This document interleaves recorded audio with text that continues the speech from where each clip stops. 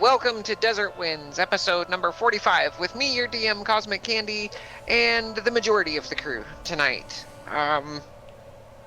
The last time we were able to play, the crew was dealing with the aftermath of learning that magic was no longer functioning in the world, or not properly anyway.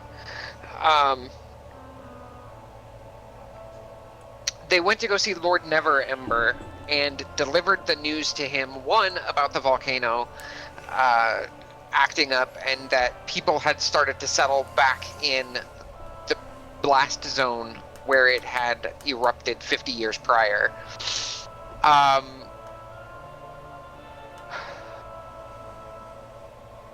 There was also some shopping trips that took place as Stryker and Luke went out on their own and played a bit of mischief. Once they returned back to the bar, they figured out, one, that Thamior was, in fact, Ariadne's son, and two, that magic was not functioning properly. And that was about where we left off, I think. Oh, and also, before I forget, Melina got a badass sword. Got a badass rapier. Yep. Now I remember. Alright, so that catches us up. Alright, so we will, having finally convinced Lord Neverember of the issues going on,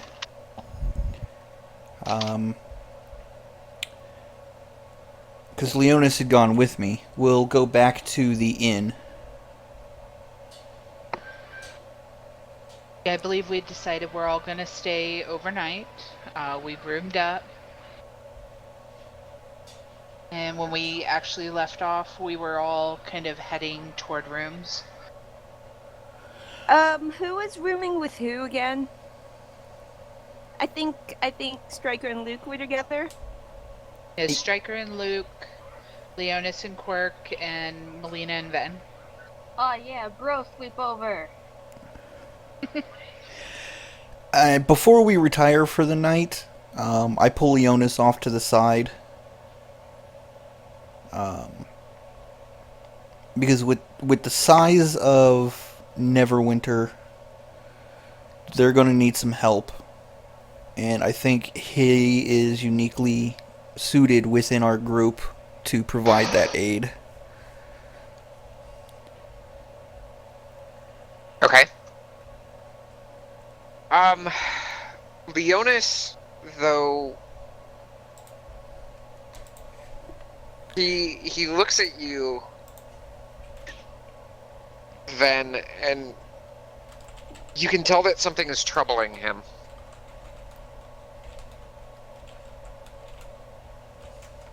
And he expresses that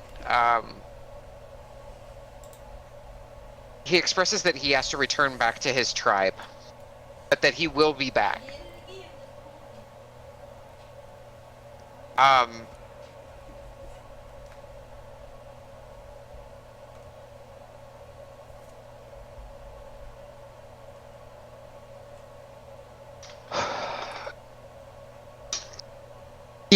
He has to go check on his tribe and ensure that they are ready for what could potentially be coming. Understood.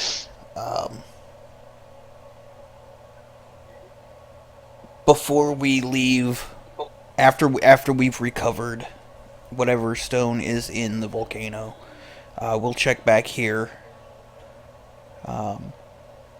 and leave word with T here as to where we're headed. Understood.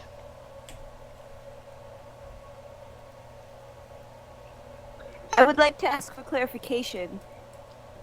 So we ended the last session night, right? So does this mean Leonis is leaving without saying goodbye? No, well, he's at least talking to Ven.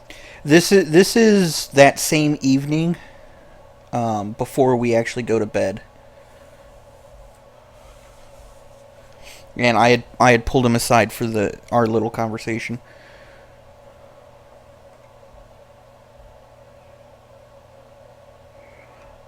But we can go back to the group and actually have dinner and such. He would probably stay overnight. That way he's not traveling in the dark.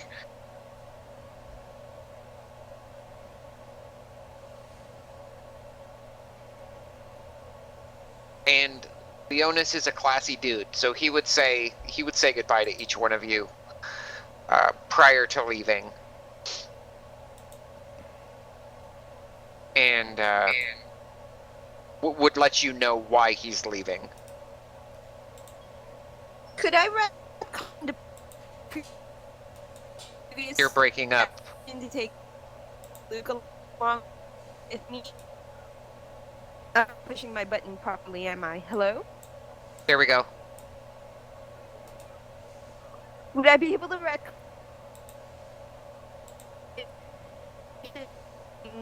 Luke along with me? I don't know where you're going, but I'll go with you.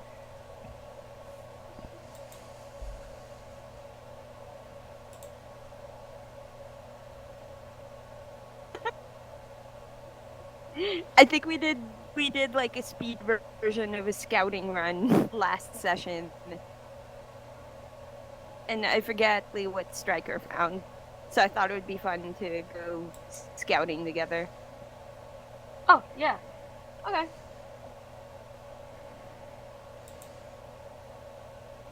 Okay.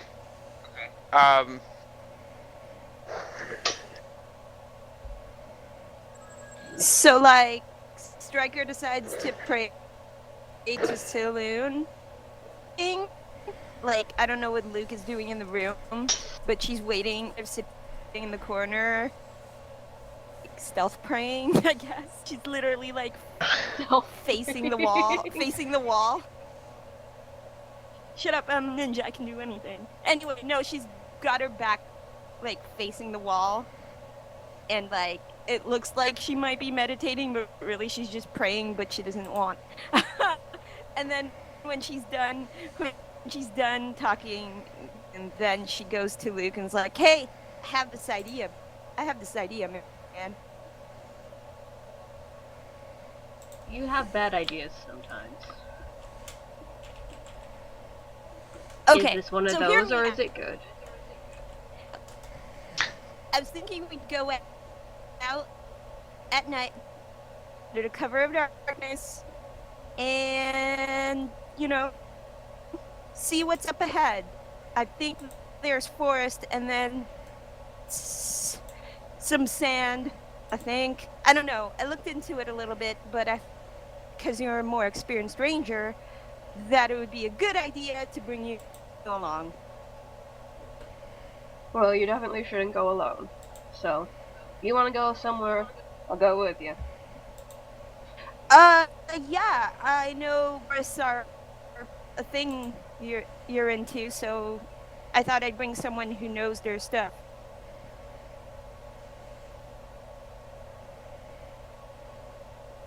Well, I certainly know stuff. I'm also hoping your favorite terrain is forest. It's one of them, yes. Excellent. Okay, let's do it. Also, you can borrow the boots for tonight, but I want them back before we go to sleep. Absolutely.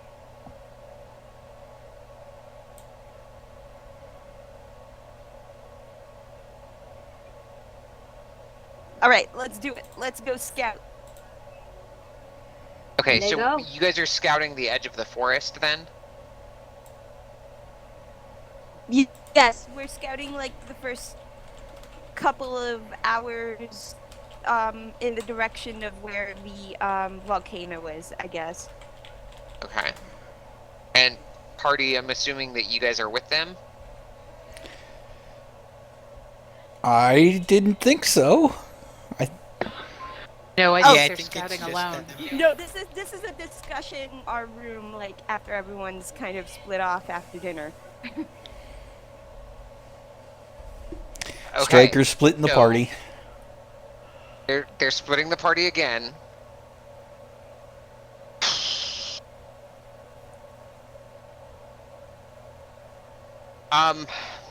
Luke, roll me an insight check, please.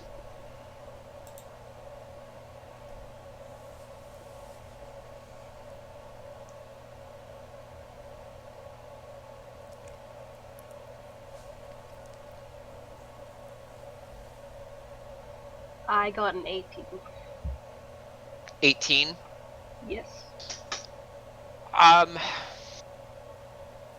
You've heard tales coming out of Neverwinter that the beasts that inhabit these forests are particularly nasty, and that going out alone, just the two of you, would probably not be advisable.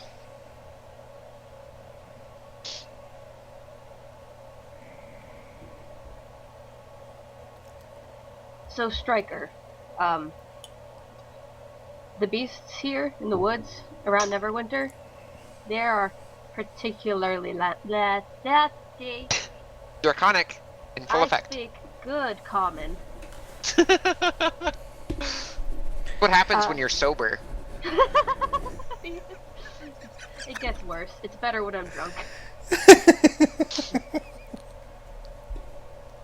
And that was Taliri's excuse. But yeah, the beasts are particularly nasty in the Neverwinter Wood. I don't know if you want to grab anyone else to come scouting with us. Oh.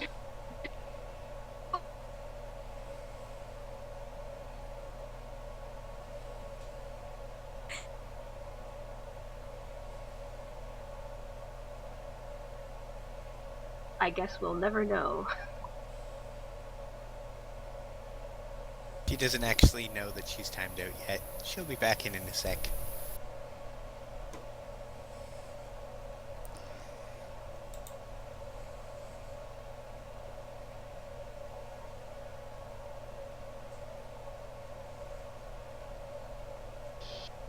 She's almost there.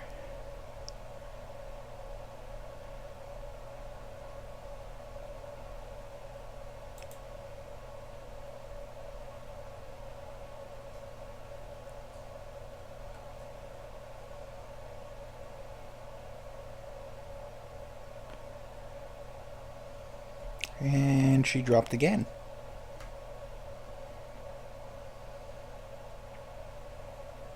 Guys, technology is not in our favor. So, for everybody that's watching at home, you may have noticed that when Luke made that roll, it didn't show up in Fantasy Grounds. Fantasy Grounds is having a bit of an issue tonight, and I'm the only one that was able to actually directly connect. And the reason for that is because Akiba has a license. Yes, I have the $40 version, so it gave me a local license. Everybody else is on the free version, which uses the internet license. And since the Fantasy To Grounds validate servers, my key. yeah, since the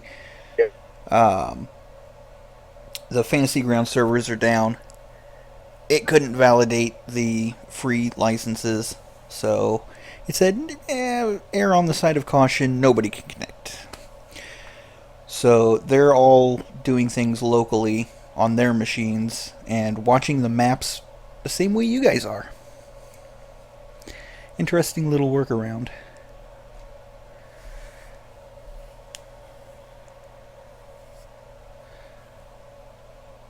Okay, so While is Striker back yet? no. Nope, I'm gonna say it now. Okay, so while we're waiting for Striker,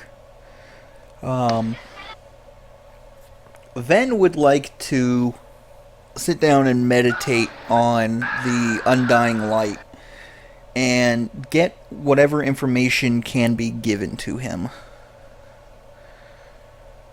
Okay. Ben is searching for the undying light. Where are you searching for this? In the Temple of Ogma?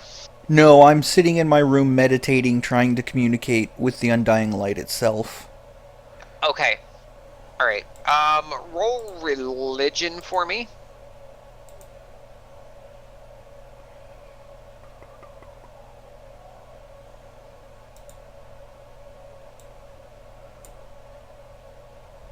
$19! Yay! So, you can feel a connection. But more than words, you're actually getting impressions. You're getting...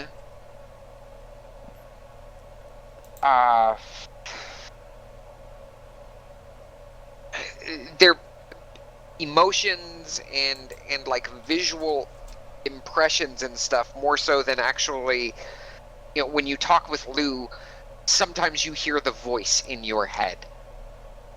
You don't ever hear a voice with this. But it points out, it shows you the darkness. And you kind of see a vision of yourself holding a lantern into the darkness. And when you hold the lantern into the darkness, that darkness, you can see it pull back almost in abject horror. Once the light penetrates that line, once it pierces that line, that darkness seeps away. And not seeps, sorry, that's the wrong word. It reels in abject horror.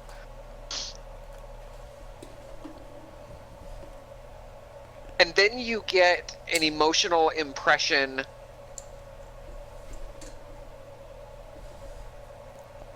that it's asking if you accept.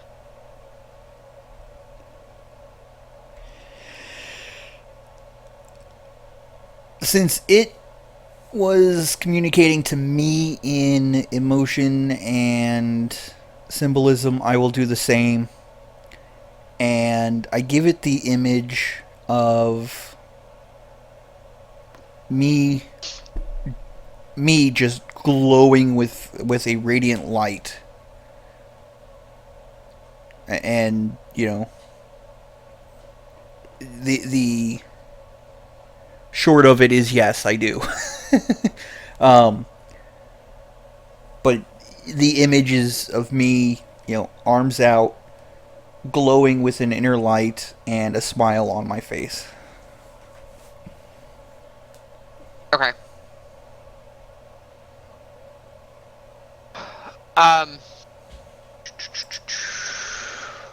Need to take a look at your pact again here real quick.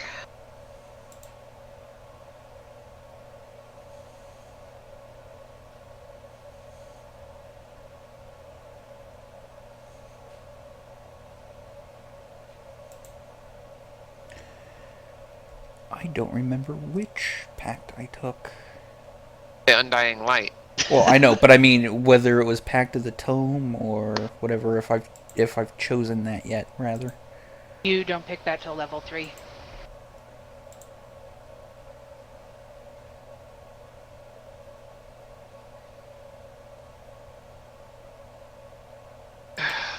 You get the after you accept, you start seeing visions of all of these dark places. One of them is the Underdark. One of them is actually the volcano. One of them is Thay. You get visions, and it's almost as if your entire consciousness is traveling to these places in rapid succession. And the world whirls past your vision and stops momentarily, and you can look around and recognize where you are, and you see darkness clouded over it. And then as soon as you see that and recognize it, you travel to the next area, world whirling beneath you, and then you arrive in the next spot.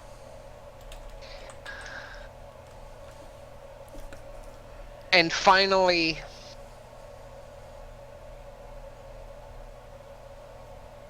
you settle in the Underdark, and you see a doorway. A large doorway. 2 doors. From what you can tell by this impression that you're getting, they are granite. Very thick, very heavy, very old. And you see a ball of light come off of your lantern and float to the doors, settle down to the ground before those doors, and then you wake back up.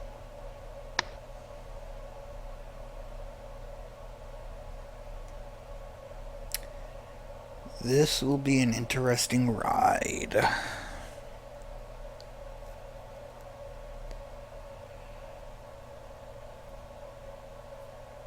Since we're in the room, do you want to do my piece? I can do your piece. In the same room, in the inn room, Melina is gonna pierce her finger with her dagger and Okay. draw out Shivoy's sigil on the floor,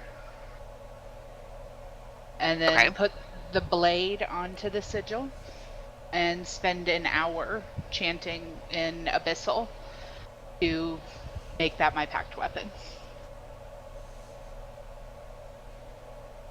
Okay. Interesting Yeah, and- parallels going on in this room. Yeah, you are able to bind, I don't remember what it was called. Flame tongue rapier. Thank you. You are able to bind the flame tongue. Bleh. See, I can English too. Where's my rum? Why is the rum always gone, Savvy? Because we're a bunch You of are punks. able to bind the flame tongue rapier as your pact weapon. So the next time you call your pact weapon, that one will appear. And then I will summon it immediately after, once I feel that it's fully taken hold, and speak the command word to ensure that the flame is alight. Yes. Quickly put it back. Before Melina puts it away, Ven grabs a candle and lights it off of the flame tongue, and then sets it next to his bed. Well done, friend. Well done. I'll dismiss it just as quickly. But sit down with kind of a weary sigh. The ritual's really taken it out of me. It's the first Melina, time I've ever done that. Yeah. are you okay? You seem quite drained after that. That's funny. Blood rituals take it out of you. Just give him a smirk. Sit down on the floor by the bed. Well, I just want to remind you that there are alternatives.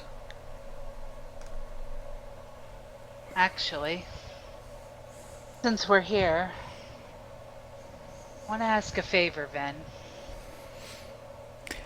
What do you need?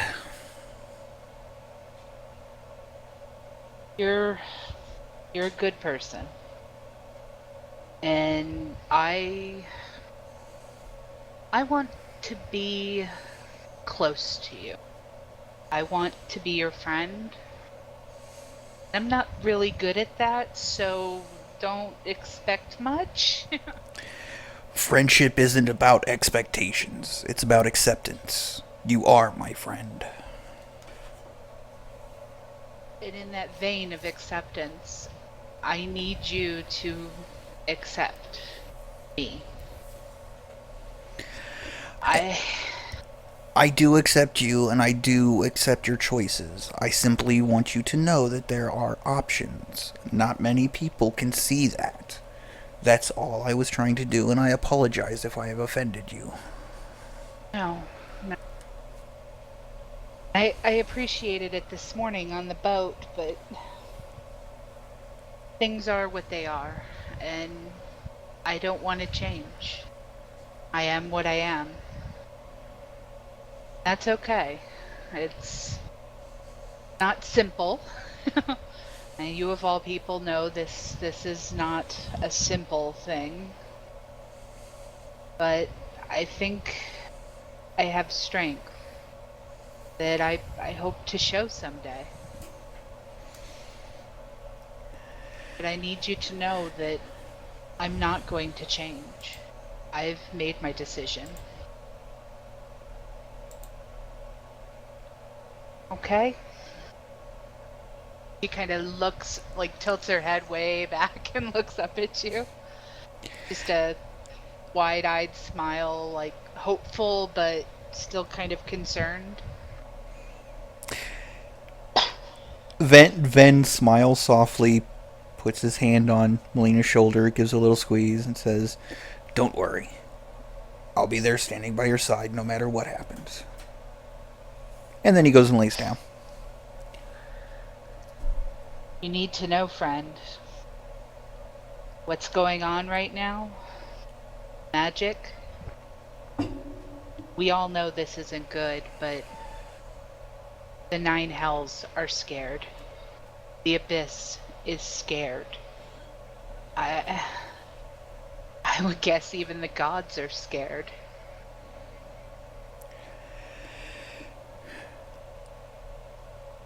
The feelings that I get is less scared and more determined. Where the darkness preys on fear because it in itself is afraid. The light sees an opportunity to shine brighter. An opportunity to burn brighter. This is Not going just to the light. This is going to be a very difficult time.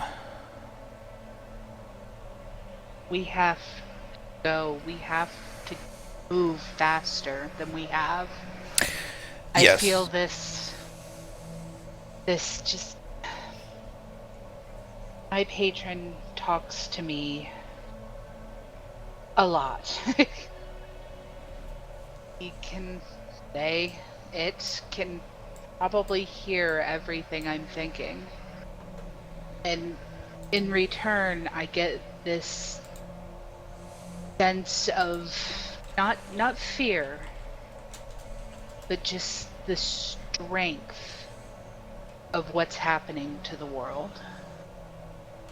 We should be afraid, and then I'm afraid. Simply be careful with that fear and do not let it consume you. A wise man of medicine I once knew claimed that fear was a superpower.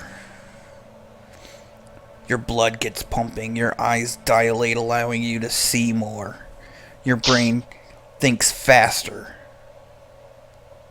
Your muscles get stronger so you're able to do things you never even believed were possible before. Fear can also cripple the weak. But you are not weak. Use that fear and ignore that strange honking bird outside. Use that fear to push yourself farther than you ever thought was possible. And do not worry. Do not worry He's just about falling. tearing up through all of this, tearing up. Do not worry about falling. We are your friends, and we will be there to catch you.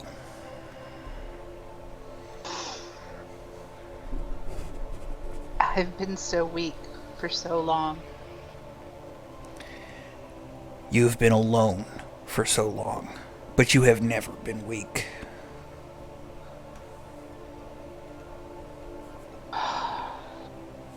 Shakes her head and looks almost distracted for a second. You know, as her eyes kind of dart off toward a corner of the room and closes her eyes and lets out a held breath.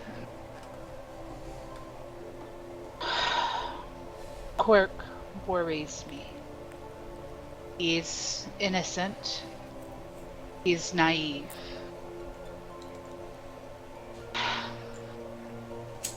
I know that you share these thoughts. It's been pretty clear that we're on the same page in that respect. We need to figure out how to keep these stones secret. I have spoken with Quirk. Because he is not of this plane, he has agreed that it will be left to our decision. He advocates for full openness. And while I wish that were possible, we know it's not. We are not the only people moving toward this goal. I fear that some of the others who are may not be as sent as we are. They have their own motives. Agreed.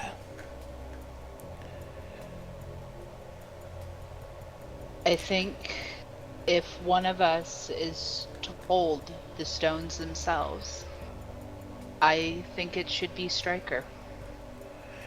She's the fastest, the most cunning, and the one with probably the most to bear in this.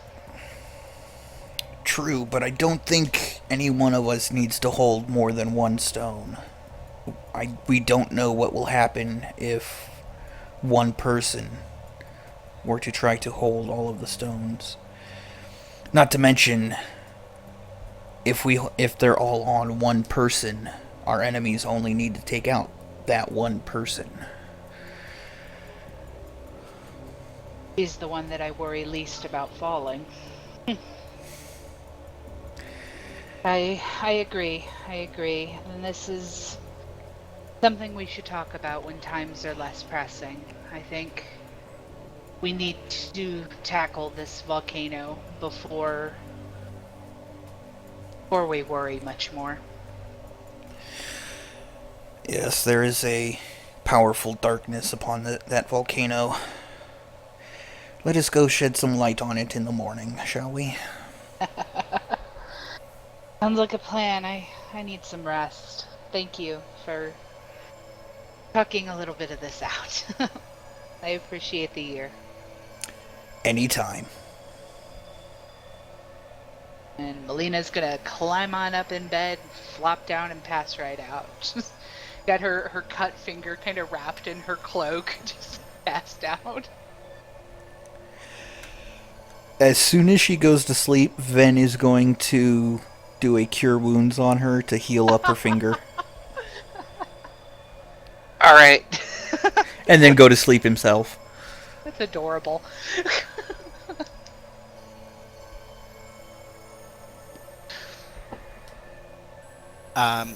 Quirk is going to spend all of his time before bed copying out the Phoenix Accord onto paper from his memory. Okay. And what does the Phoenix Accord say? So it's a resolution for peaceful interaction between the plane of fire and the plane of air, and a agreement that they would come to the defense of each other and work together to prevent the collapse of either or both. Okay. Give me intelligence on that. Okay.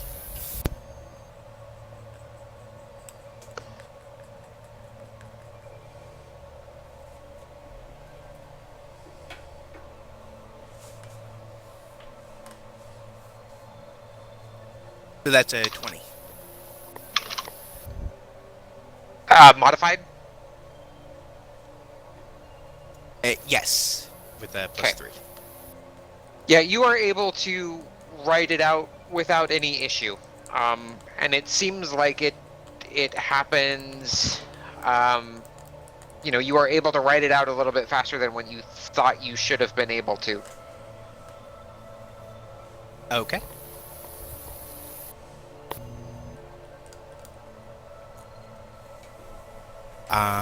Quirk will marvel at the memory of his new feathers flowing through him.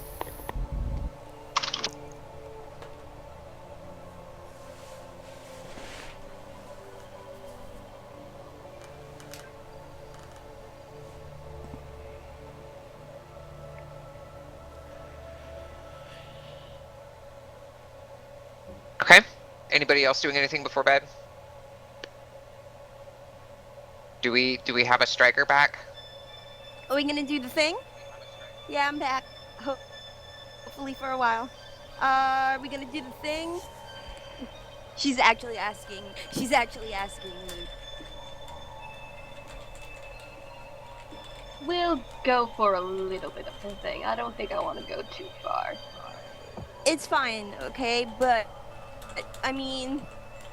So, know that I, really enjoy learning stuff from you, but I haven't really gotten to use it, Magic this, magic that. Oh my gosh, there's a bard now. And I feel like, our skills have been underutilized. Your skills have been underutilized, really.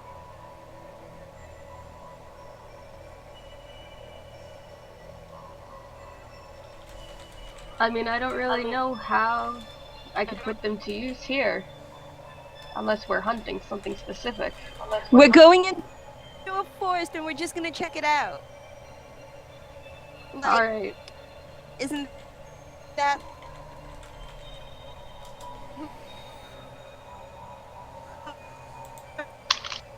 You're going robotic, Striker. I This is- can't hear a word. Hello? Sorry, the connection is terrible for some reason. Better? Yes. Is this better? Yes.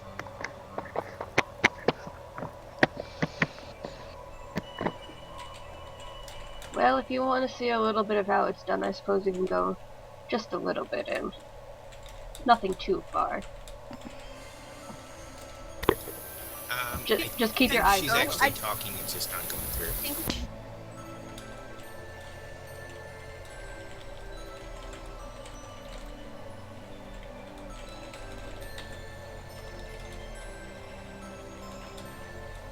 I'm back. I'm sorry. Striker, where do you keep going? Sorry. I just was checking something under the bed. I thought maybe I dropped something over there. Yeah, so let's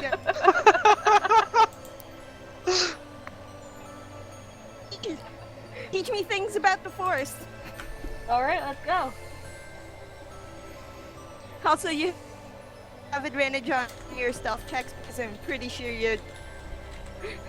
I do still have the boots, yes.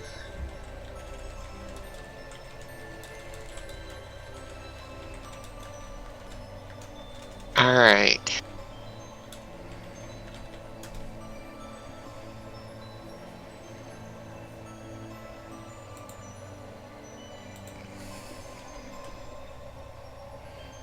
So basically, Luke's not that interested in going too deep into Neverwinter Wood. but he wants to, like, get a little past the tree line, just to show Striker a couple ranger-type things, Okay. while keeping his eyes peeled for any sort of danger.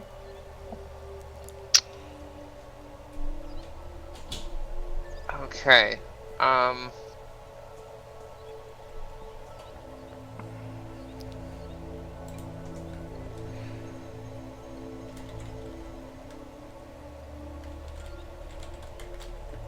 I kind of pull my my flashlight dagger out of the it's what do you call it?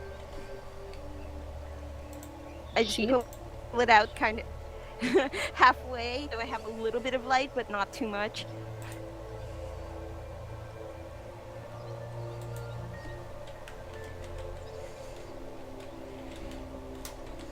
Okay, that's fine. Yeah, you pull out your Sword of Saloon, and it does light up into a soft, pale, yellow light. It looks like moonlight when it actually is unsheathed in the dark. And it gives you enough to see a little ways ahead of you. I think she was actually thinking about the dagger of light. God. Oh, the dagger of light instead of her. The flashlight dagger. Okay, yeah, then that gives you basically torchlight in a 20-foot radius. So I'm gonna hold out the light until we get like close to the woods, and then I turn to Luke and I'm like, "So we want to go in dark? You can see, but I can't." Actually, can Luke see? He's got dark vision, right? Yes. Yep. Okay. I'll take your lead on this one, and then I put the dagger away.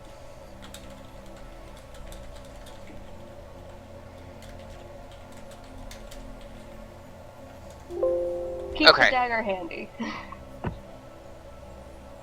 So, you guys enter a little ways into the forest, and you come to a clearing that is basically an opening where it's a clearing. It's a small clearing. There's no trees in this particular section, but it's a small patch, probably 30 feet wide.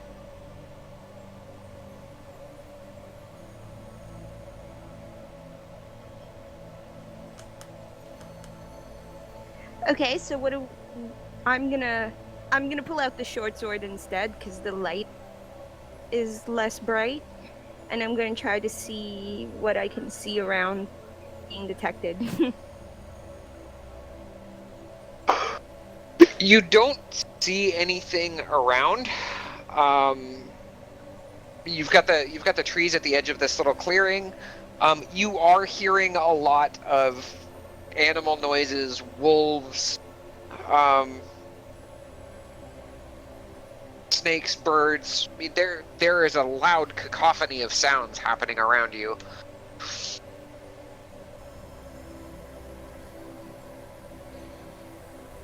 Is it louder and, like, more activity than, say, your typical forest at night?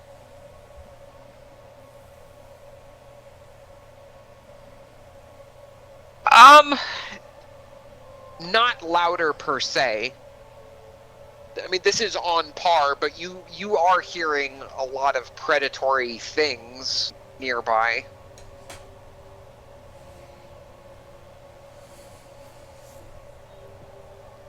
Okay, so the forest is not my favorite terrain, but could I still say, based on stuff Luke has taught me, kind of figure out if those are just regular forest animals or if there's something weird about them?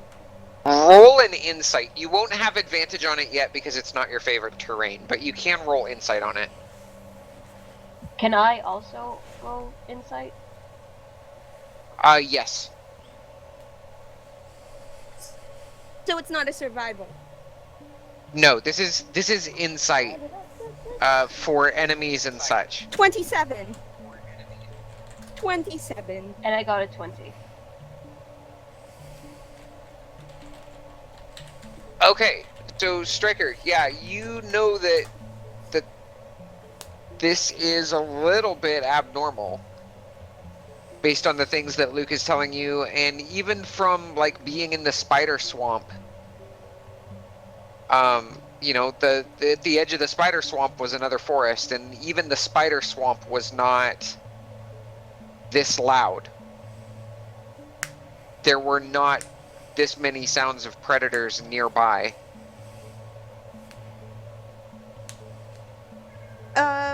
Okay.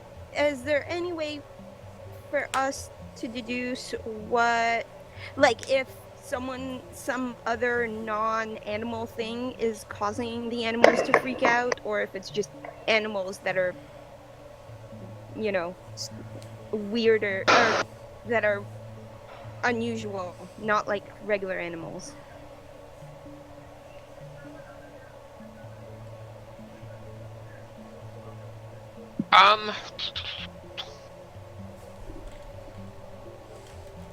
Go ahead and roll another. Go roll nature now. May I roll as well? Yes. Because I'm assuming that Stryker is relaying all of this.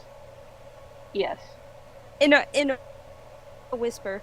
In a whisper, I'm gonna go, hey Luke, something's weird about these animals. I rolled a 12 for my nature check, though. I got a 20. Your dice are loaded. Apparently they are. That's I the rolled- third okay, 20 in a row. I rolled 18 plus 9 on insight, okay, because expertise, and then I rolled 11 plus 1 on nature, okay? I'm not cheating. Oh, they're not natural 20s. They're like 17 plus 3 for nature and like a 19 plus 1 for insight. Okay. Those 20s are not natural, but they're legit. Well, yeah, I mean, that's fine. I'm just saying, man, your dice are loaded. Okay, so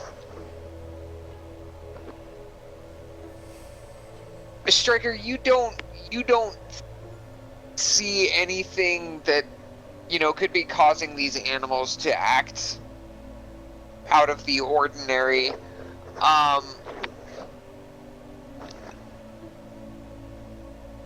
But Luke, as you start talking to Stryker about things, as you start looking around,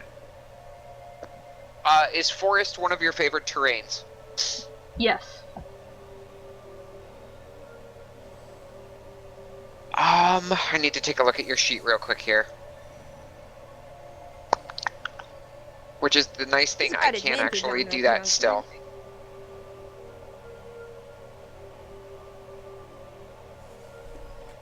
Troll Explorer.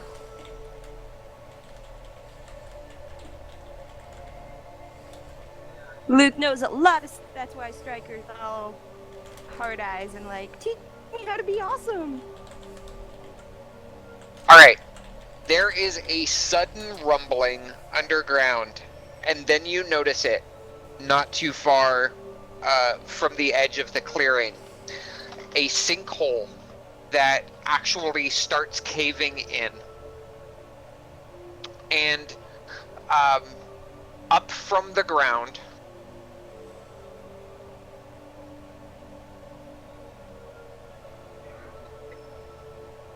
brings one of these. Oh my god! What is it? It is armored. It has a pointed, almost beak and mouth with huge claws. This thing is larger than a hippopotamus. We're getting feedback. Probably like baby elephant size. This thing pops up out of the ground. You recognize it immediately, Luke, as a bullet, otherwise known as a land shark. These things typically burrow underground and then, as this one is doing, pop up from the ground against you.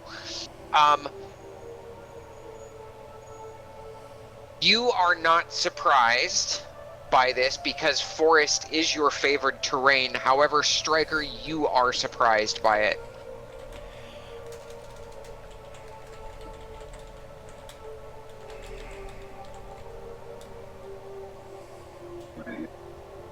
So how much would you say Luke knows about bullets? You can roll a nature for me. Are they? Wait, are they your favored enemy? They're not. Not favored I enemy, guess but you said favored your terrain favorite- means that Luke is favorite not enemies are surprised by it. aberrations?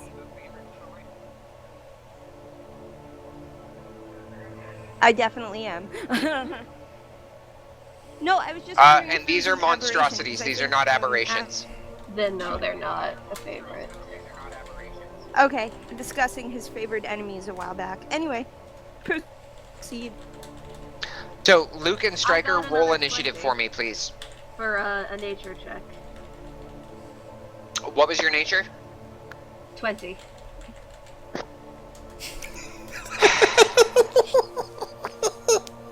Really? I rolled a 9 for initiative. Is it I going to rolled be a a 20 on 17 again. initiative? No, it was 20 for the nature check. I got a 13 for initiative. Does that make you feel better? That's much better. Okay. So, Luke, you know that these things are the typically solitary hunters. They travel in they don't 9. normally travel in packs, but they cover a long distance over their hunting grounds.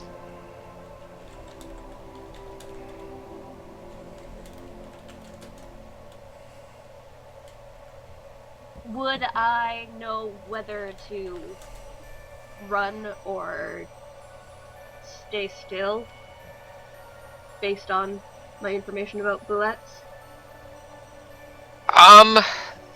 They... You know that they can see, but you also know that they sense tremors from above as well. That's part of how they hunt when, that's part of how they hunt when they're underground.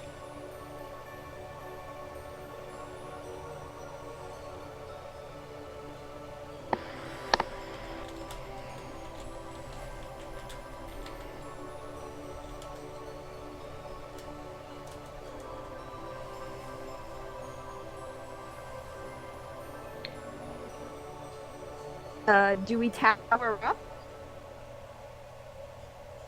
I can probably keep up with you if I run, but I can't attack.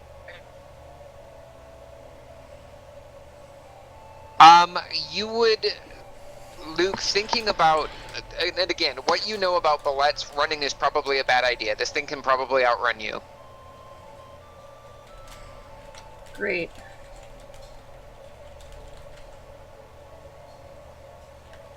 Alright, it's on. I would like to ask a clarification about something. Go ahead.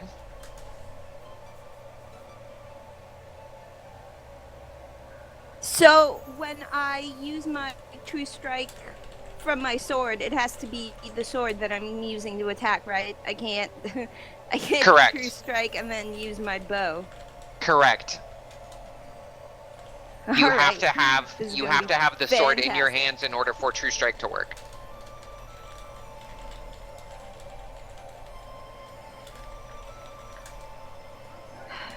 All right. What do we do? You're my leader. Look, and I look up at Luke.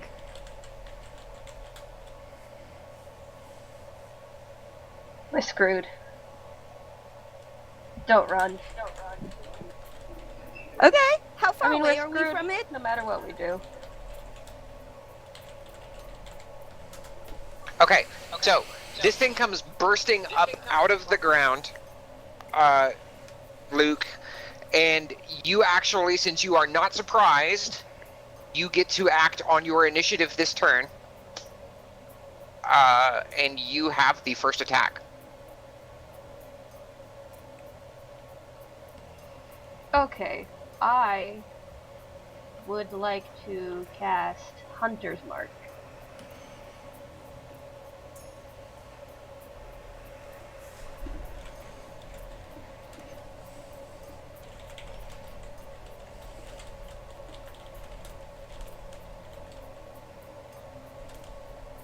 And then I'm going to attack him with one of my Thunderwave arrows. Okay, let me see if I can do this on my side here. So you are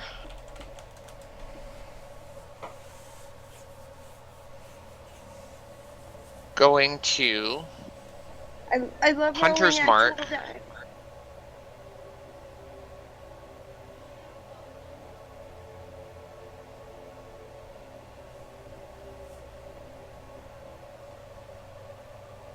Okay. Hunter's Mark.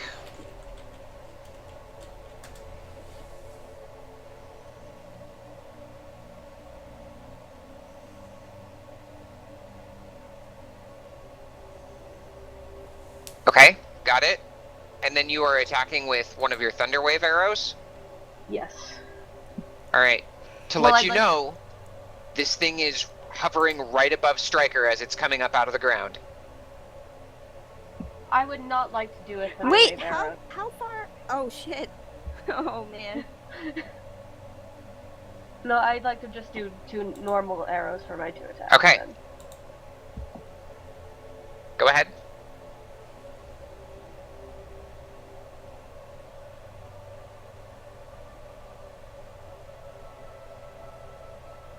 How about a 7 or a 12?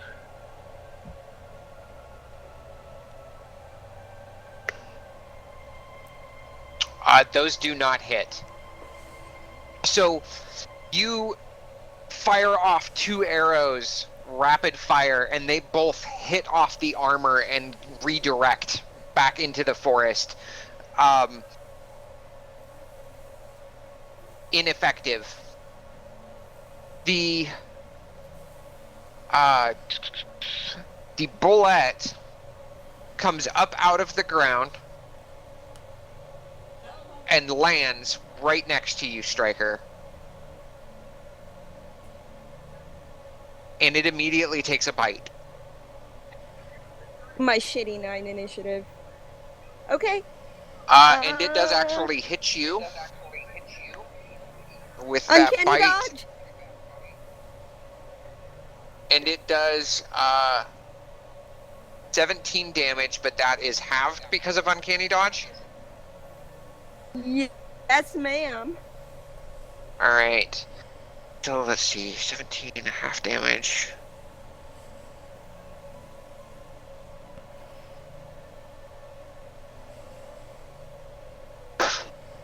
And I am still seeing on the combat tracker that you guys have previous wounds. Is that accurate?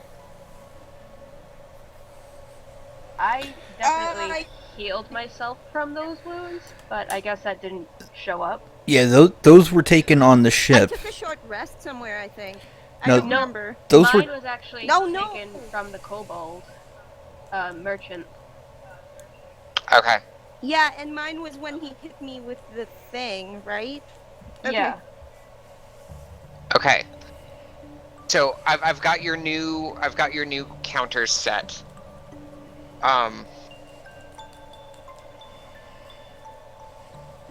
Okay. So that is the end of the Bullet's turn. This thing is absolutely horrifying. You guys saw the picture, I'm sure. Striker, it's your turn.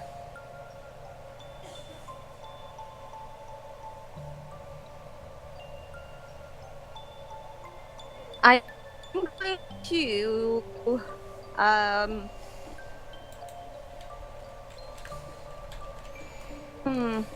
it's good. No. I'm going to. How far away is Luke, by the way? Luke is probably about 5 feet away from you or so. 5 feet, 10 feet.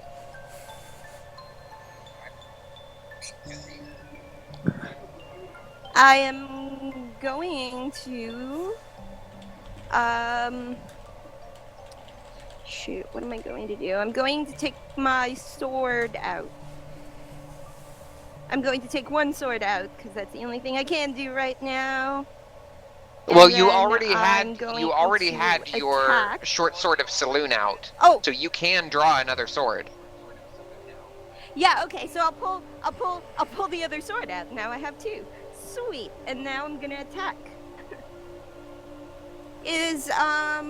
Oh no, Luke is 5 feet away from me, which means he's outranged and not threatening, right?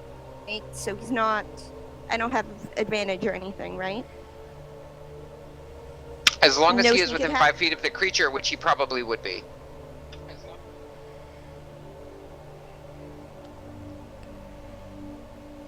It doesn't give you advantage on the attack roll, but it would give you Okay, sneak attack because damage. he shot at range, so I just assumed he was further away. Okay, then I'm gonna attack short sword, short sword.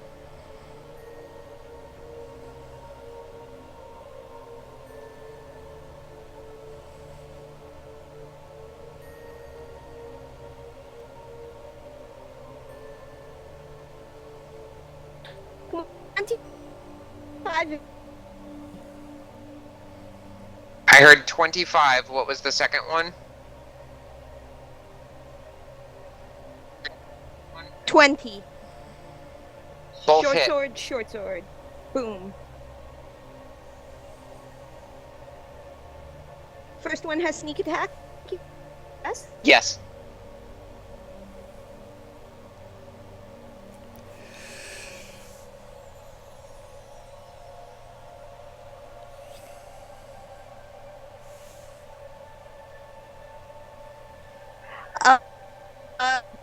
Rolled 4 6s.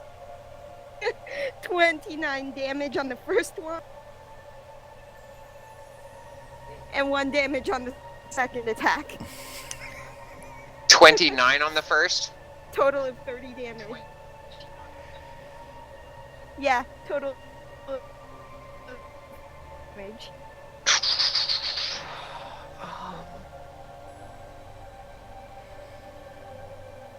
Okay. My Top of the offhand is initiative, really Luke. crappy.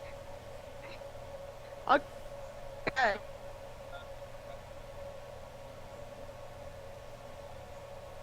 Would I know, with my 20 rolled knowledge of a bullet, if perhaps running into a tall tree, not running into, but up a tall tree, might get us away from it?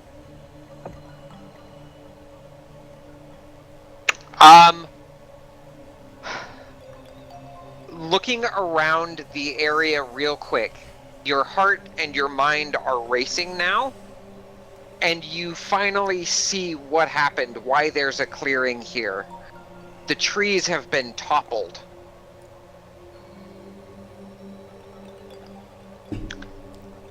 So you don't think that climbing up a tree is going to help.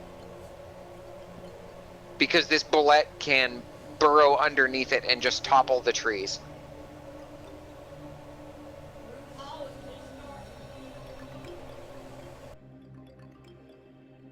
Okay, I'm going to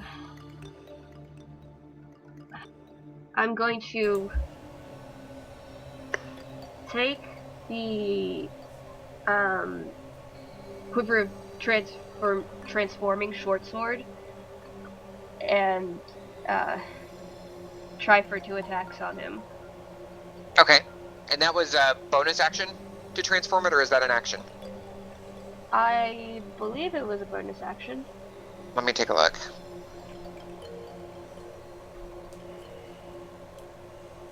Joy of Bonus new toys action. that we haven't had the chance to play with yet.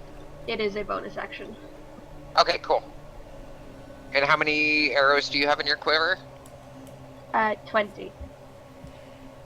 Okay, so then you get a +1 to attack and a +1 to damage. It should already be figured out in your actions. Because I've created the less than 10 arrows and the more than 10 arrows.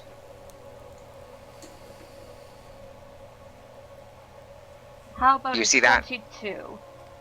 22 will hit.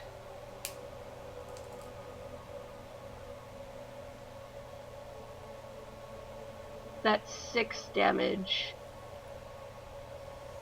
And then for the Hunter's Mark, another 6 damage.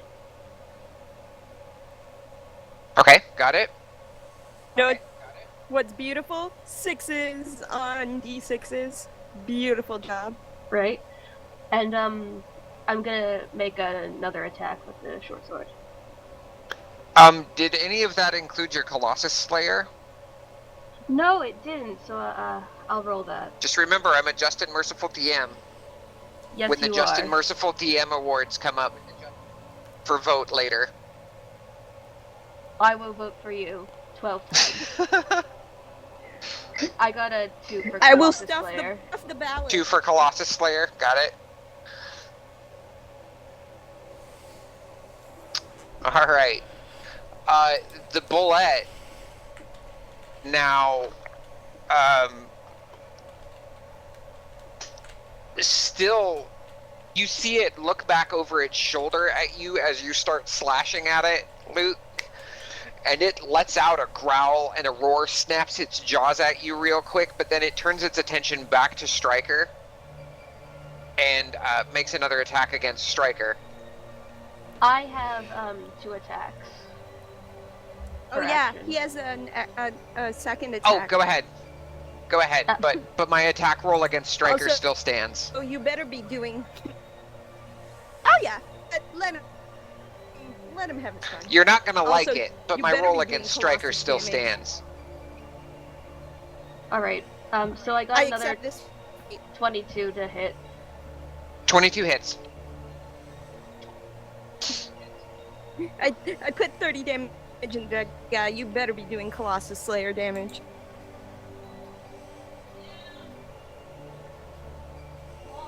Also, how much damage do I have on me from last time? I don't have it recorded here. With Uncanny Dodge, it was 8 damage. And then 17 damage total for the second hit.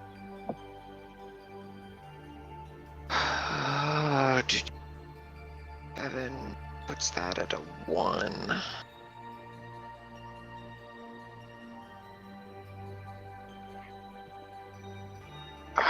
You know, when a DM tells me I'm not gonna like something, and I'm playing a halfling, I think I have an idea what it is. Alright. So, that was the end of your turn, Luke? Yes.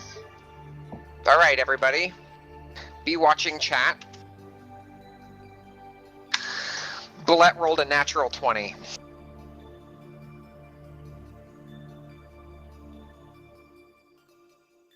It leans in, Stryker, and it manages to find you in just the wrong position. Dodge that, I will. Actually, here, I can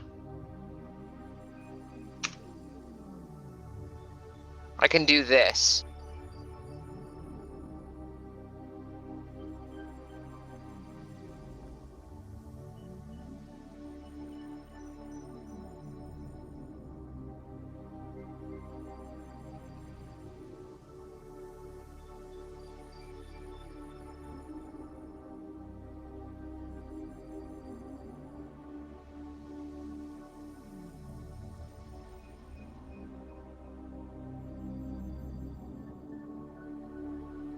Where is it?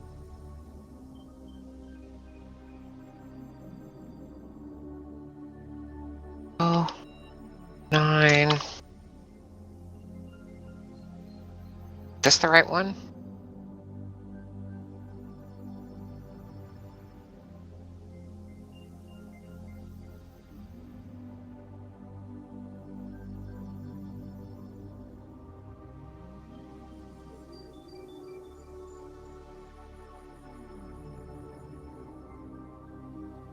Yep, that's the one. There you go. Check Skype, everybody. Alright. Damage roll.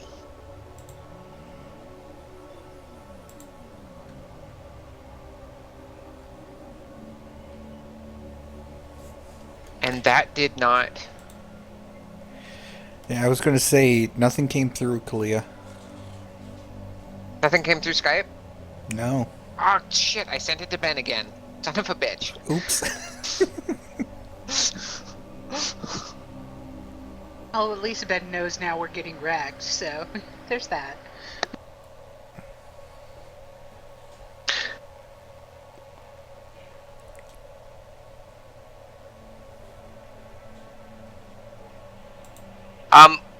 Striker, what are your total hit points? Oh, shit. 8.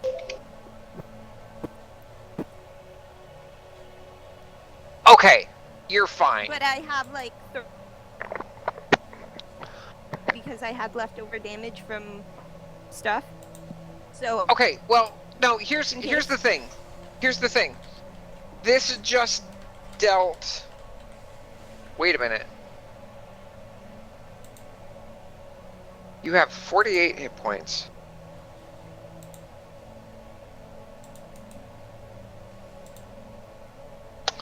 I think we just experienced another character death. Oh shit. Because Ben that isn't is... in the chat right now. That is 74 damage.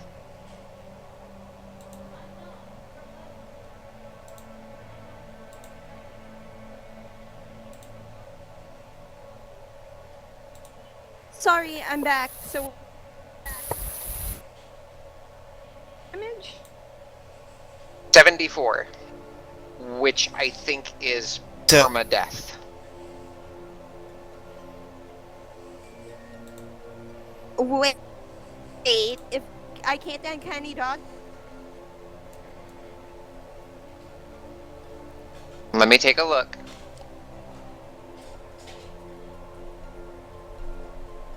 Also, I'm pretty sure also pretty sure it's like 80 something. Right? Because it's Permadeath double my would total- be your maximum hit points into the negative, which this would have been nearly 20 points over. Or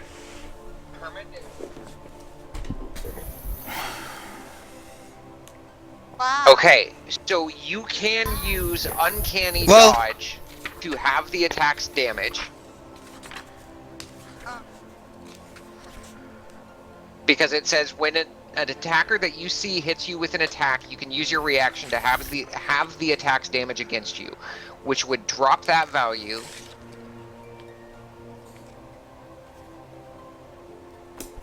to 37, which was the original damage.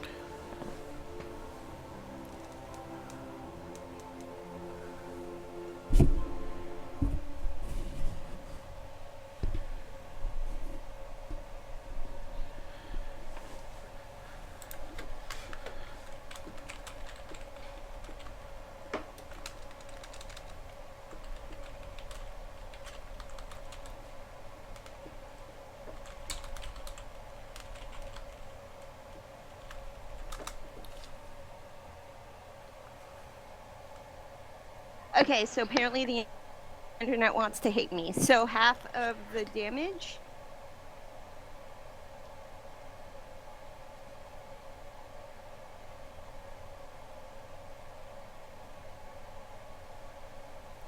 Half the damage is 37.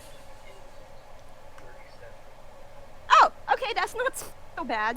I had 30 hit points left. You have 3 hit points.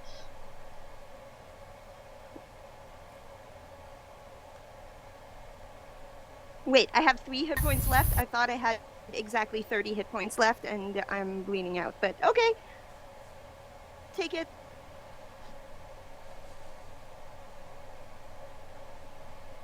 Okay. Okay, am I still standing? I don't understand.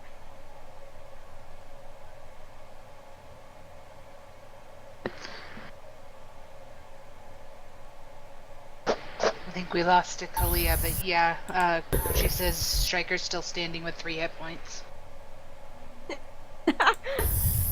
Hey, so my training damage must not have stuck for whatever reason. Anyway, whatever. I'll take it. It still looks like she's here. She must just. Yeah, she must just be having technical issues. So 30.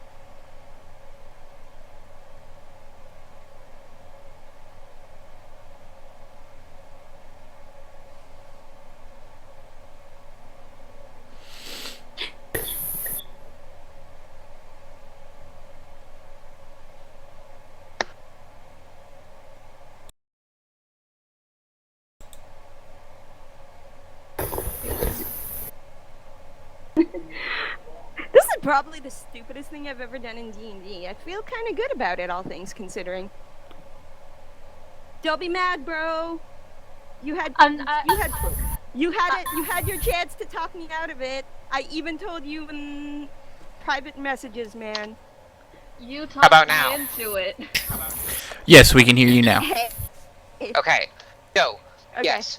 The damage with the damage with the critical was 74 damage. But with your uncanny dodge, that brought it back to its original mount, which was 37. You have 48 hit points. You had taken 8 the first uncanny dodge, which dropped you down to 40. You are now at 45 of 48 hit points. And it is now your turn.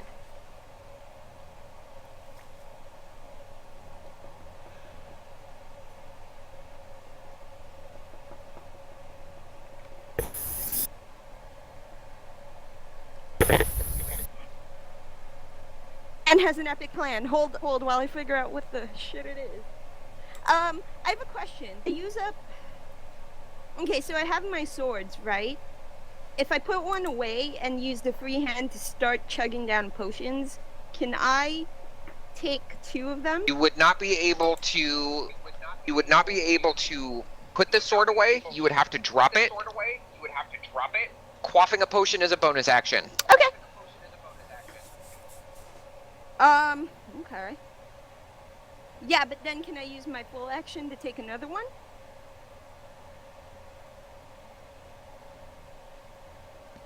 Like if I wanted to pop 2 in. I don't see why not. So here's what I'm gonna do. I have like 4 potions of healing, so I'm gonna take one of those. That's 2d4. 4d4 plus 4? 2d4 plus 2? What kind are they? The regular kind. Base. 2d4 plus 2.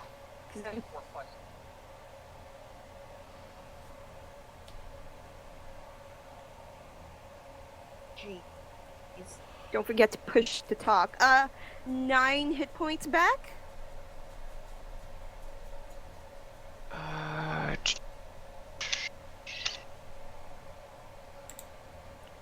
Okay, that brings you to 36.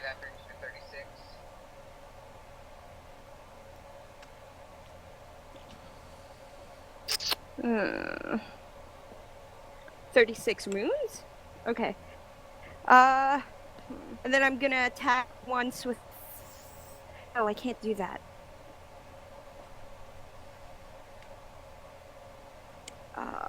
What do I do? I guess I'll take another potion, like 4 of them.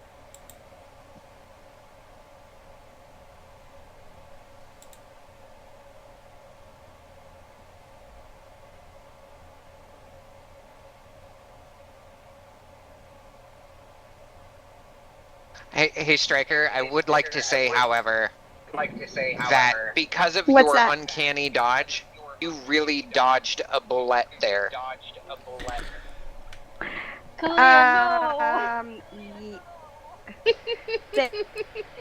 Thanks, man. All right, I'm going to. Oh no, wait! It's a bonus action to do that. I can't. Can do that.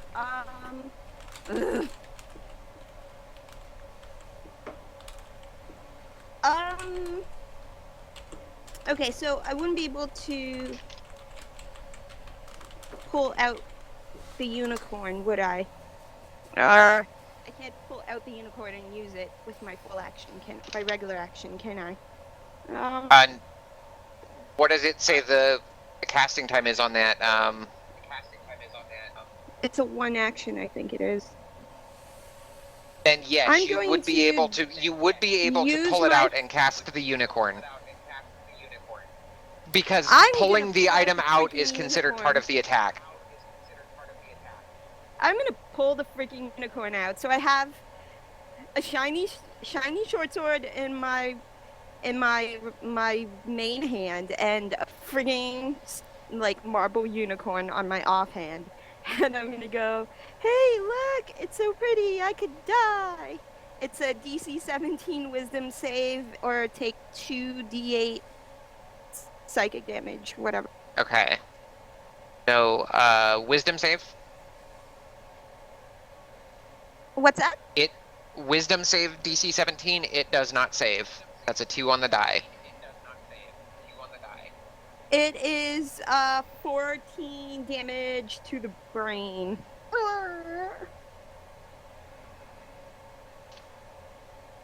All right.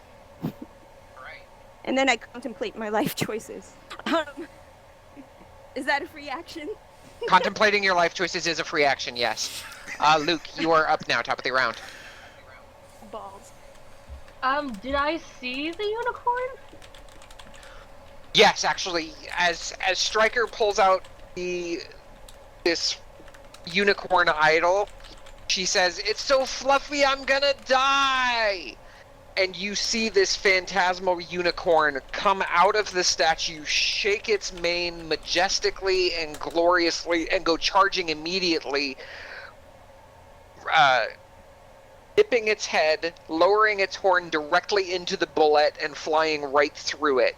And then as it runs through the bullet, it disappears, and you hear a howl coming from the bullet. Luke tries really hard to not be, what's the word I'm looking for? I'm gonna say stupid because I can't find the real word, but just slack-jawed and not knowing what to do after that. But he is going to try to take 2 more swipes at the bullet. Okay.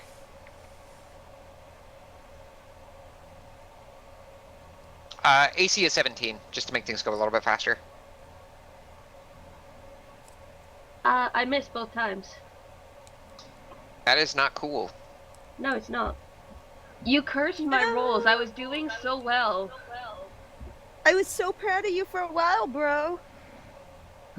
Alright, bullet is up. I'm gonna get eaten. I hope you have cure wounds ready. Lol. Actually, you know what? In the interests of full disclosure,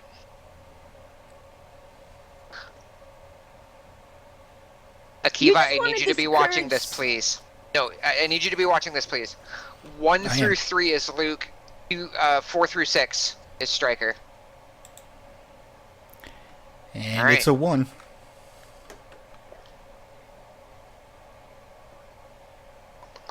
It's nice that I've got, I can give you guys the ability to spectate that in situations like this. Okay, so it now attacks Luke.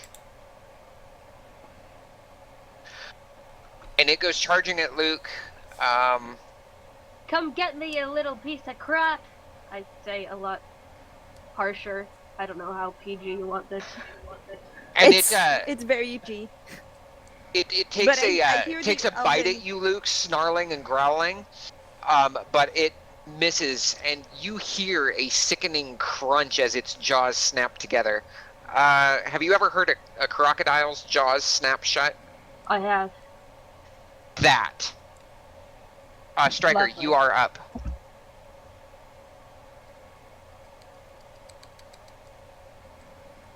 Okay, so if I swap if I swap my unicorn out for my short sword, can I still attack with my main sword? Say that one more time. If I swap my unicorn out for my short sword, can I attack with my main sword and still have a bonus action to activate it?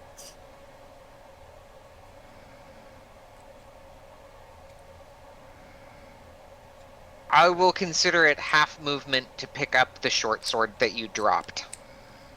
Oh, right, that's what I did. Yes. Because you would have I'm to going- now you would have to drop the unicorn I would as drop well. I would drop the unicorn so that it doesn't get eaten. And then actually, can I toss it? No, never mind. I'll drop the unicorn. I'll grab my short sword, and then I will activate my main. No, I will attack with my two swords. Luke is nearby, so I have sneak attack on this. Correct. But not advantage on the roll.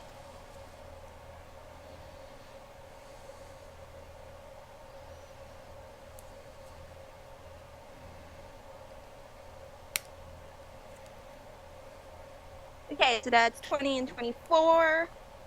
So I'm gonna roll damage now.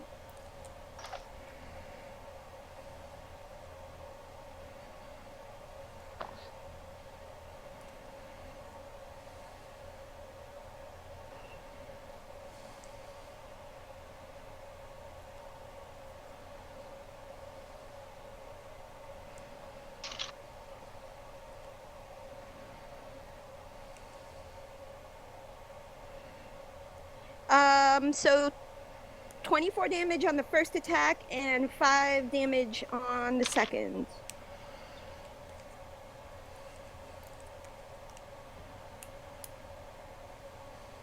How much damage on the first?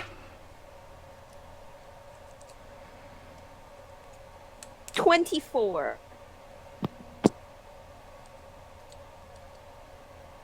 How do you want to do this? I am gonna go like straight up full decapitation because that is Striker's MO. I'm gonna just jump. Like You parkour get up about its back halfway through the neck. This thing is very thickly plated with heavy scales. Yeah, but can I get? Okay, so there's no like fleshy bits. I thought it was like actual armor where I could get to the fleshy bits. Can I go up all the way up to its head and like try to smush its eyeballs or something? Stab it in the eyeballs. Because I did 2 attacks, right? So stab on the eyeballs. I don't know. You could probably, I would probably let you get between the shoulder plate, and do a severe chunk of damage to this thing. Okay, you know what? Here's what happens. You shove the your first short sword and your offhanded short sword in through the shoulder plate on the upper left shoulder, and you pull it out, and then you kind of twist your primary hand back and shove it into that same shoulder plate. And as you shove the your short sword of Saloon into that same area, you see pale yellow moonlight start to suffuse this thing, and that same moonlight starts coming out of its eyes, and then very quickly before you, this thing just evaporates into a pile of gray ash. Aw, there goes the bullet armor. Did Striker just do her ultimate move? Dude, that was okay. And then That was Saloon's way of apologizing for you almost dying.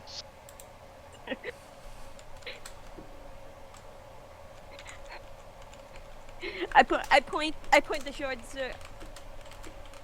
I point the short sword up to the sky at the moon, and I say, "We're cool." And then, and then I go to Luke and I say, I pick up my corn,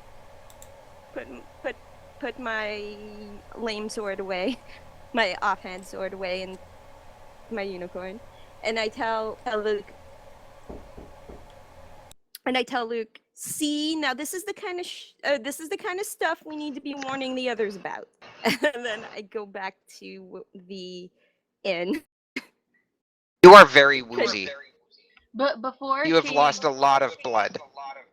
before she gets too far, I just wanna drop to my knees and just hug her and cast Cure Wounds at 2nd level. Go ahead.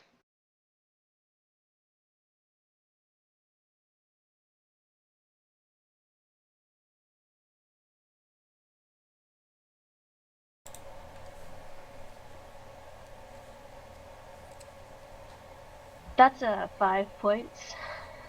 I think I healed you up pretty good. All right, you're at 31. 31 wounds, rather. Down to 31 wounds.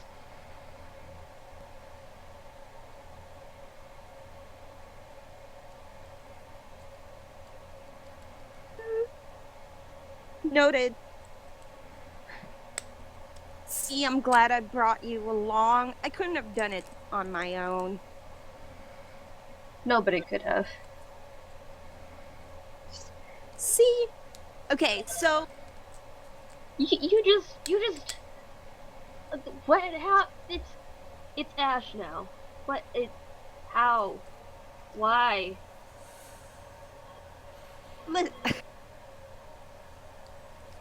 Striker, you get the very real sense that you almost died right there.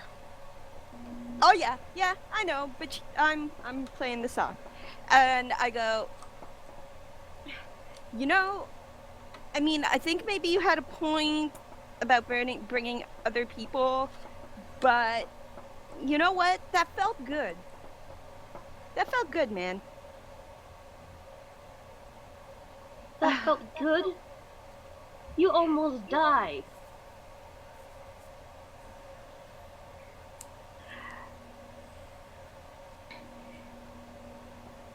I felt like a badass. Felt really awesome, if that helps. I'm gonna go now, and I walk kind of with my head lowered, and I walk towards the inn, and I like behave myself and am super good. I don't let her walk. I scoop her up and put her up on my shoulders.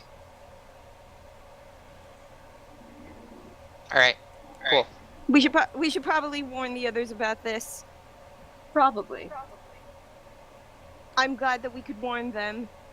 I mean, half of our party can probably fly anyway, but still, it's good to warn them. I did a good thing. You owe me a drink. I bought you 3 when we got to the inn. Okay, all right, I need all right. another one. I'll buy you 3 more. Nightcap.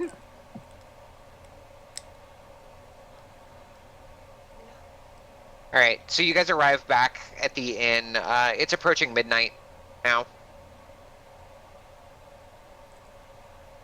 Midnight, 1 o'clock, something like that.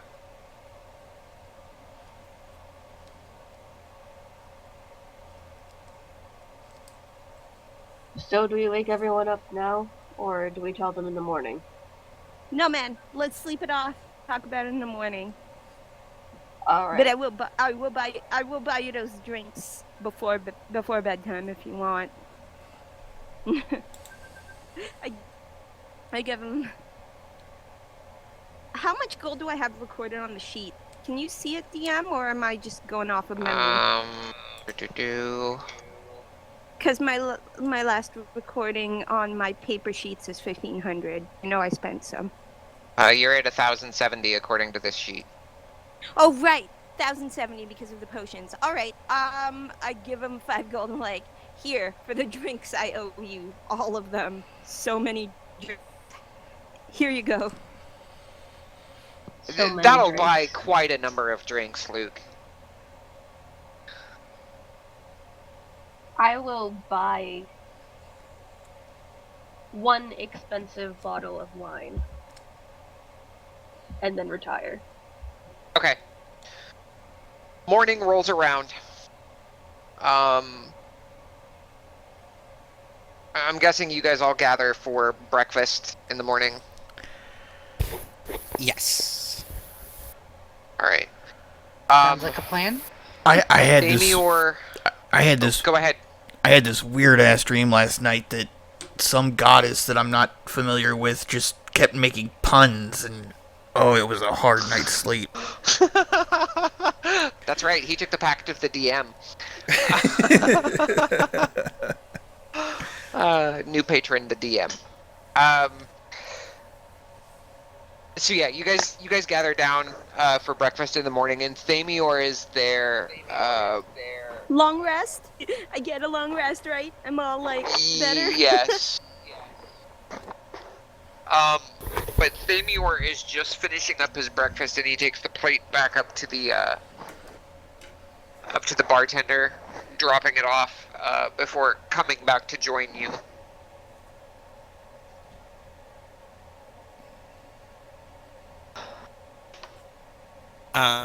Quirk is going to put the Phoenix Accord out in the middle of the table.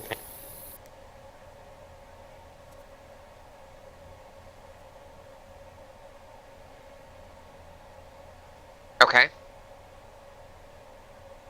Clearly visible for anyone to look at.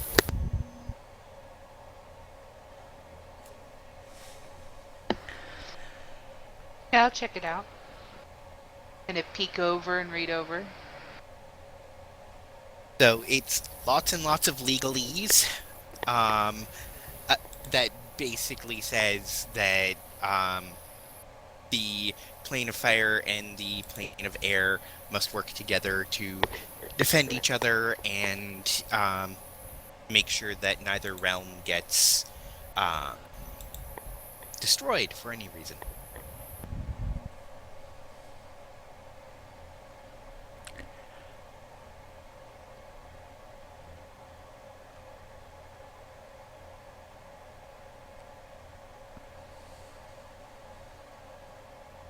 This is interesting, Quirk. Do you think writing this is going to save anything, though? Well, the thing is that I've just copied it out because the original Accord was bound long ago in magic, so it should still be in force. Well, every little bit helps at this point.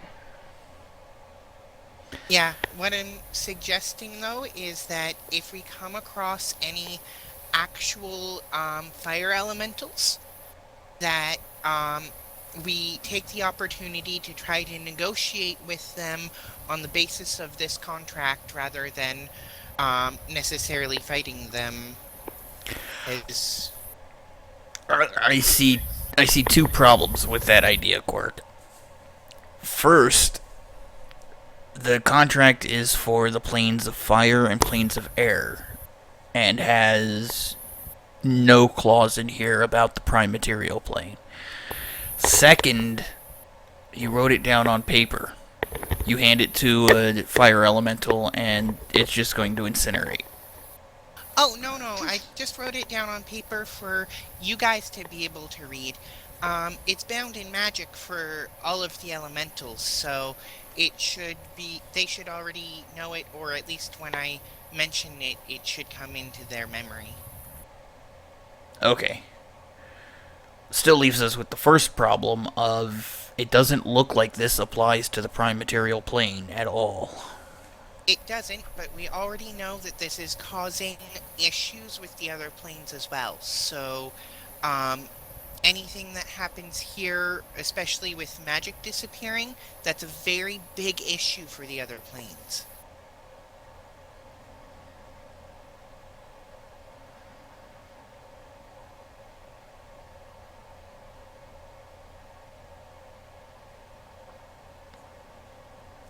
Thamior is looking around at all of you, just soaking in all of the conversation.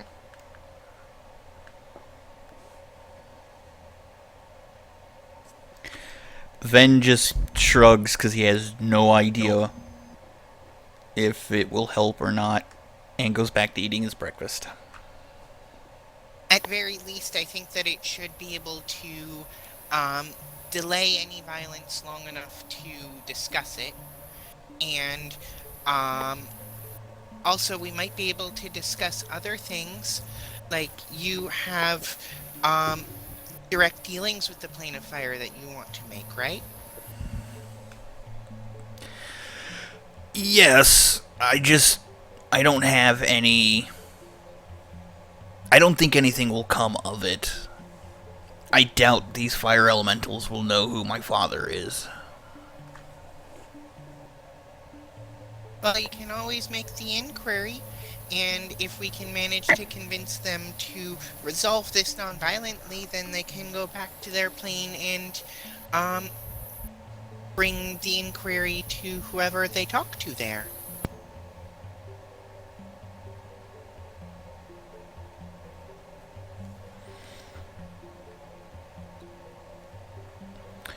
Well, we'll find out. In other news, Stryker and I fired a bullet last night. A what? A bullet. Here in Can the inn. We weren't. We decided to go scouting. Ven leans Without killing anyone. Ven leans over to Melina. What's a bullet? Bad news is what it is. Can I Arcana a bullet? No. Okay. It's nature. Can I attempt to nature it? You can attempt to nature it. You can certainly try. Yeah, you know, Luke seems to know a bit about them. I got a 9. So we should You're not coming Defer up to- with much. defer to him about it.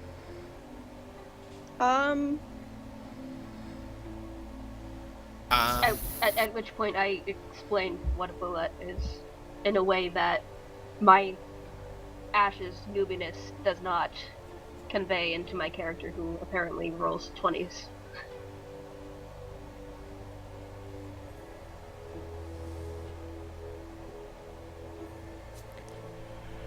Say that one more time.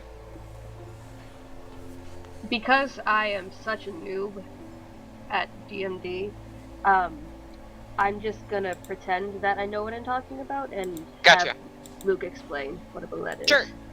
Sure.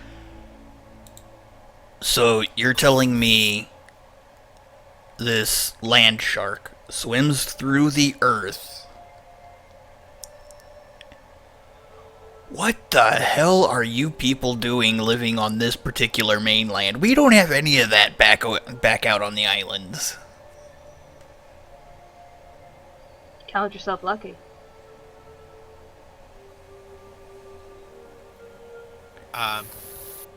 Work is just like, see, I told you, you guys keep on confusing all your elements, and even your sharks are confused.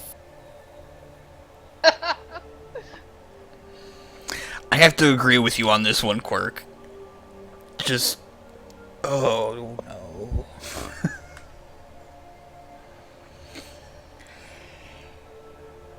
Regardless, we have to go through the woods to get to the volcano. And there seems to be a lot of activity going on. let's None see of if it we... good. I suggest we find some horses. Try and make our way there as quickly as possible. They're really fast, aren't they, though, Luke? Insanely so. You could not outrun them. Yeah, but at least with the horses, you know, we can abandon the horses, let the bullet chow down on them while we make our escape. Yeah, that's gonna keep them busy for all of, like, what, 6 seconds until they come up to us and try to eat us again. I don't know that's a good idea. I bet they couldn't keep track of us if we were in the air. Yeah, that was the other thing. We should figure out a way to not be on the ground or go around the forest. They hunt Maybe. by sensing tremors from above the ground, so flying would be the best route. There's no way we can get everybody flying. Well, if we fly low, then, I could carry some people on a floating disc.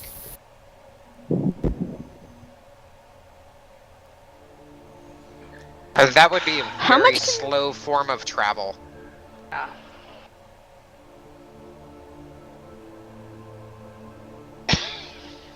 And it would be like 10 feet off the ground. Orc is totally aware of all of this, but doesn't mention it.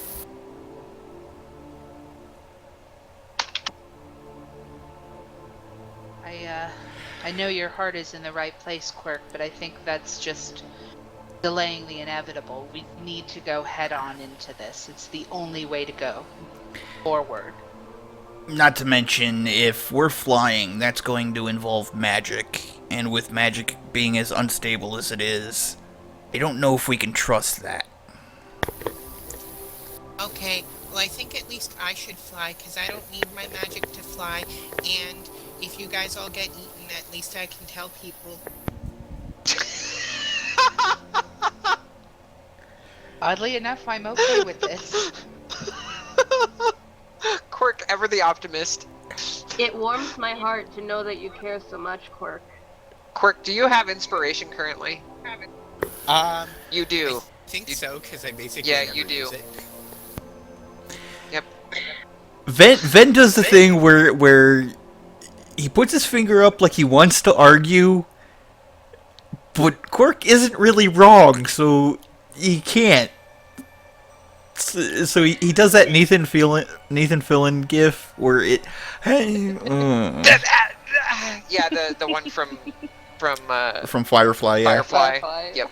Well, I mean, I did everything I could to help you guys, but, I mean, at least if one of us is around to let people know that someone else needs to get on saving the world, at least we won't lose the world with us?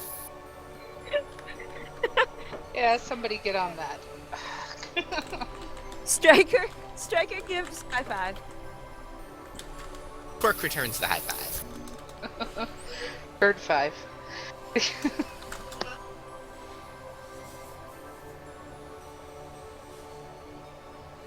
Does anybody have a map of the area towards which we are headed?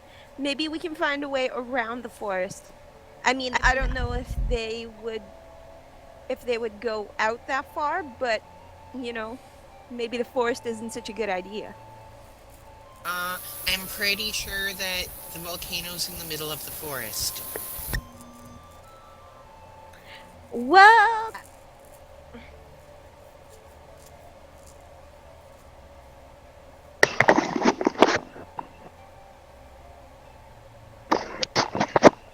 I lost you guys, I think. I lost somebody anyway. No, we're here. Okay. Yeah. Honestly, I think our best bet is to make as straight a shot towards the volcano as possible. We need to move quickly. Looking at it. so if I said Akiva, are you seeing what I'm seeing right here? On the big map? Yep.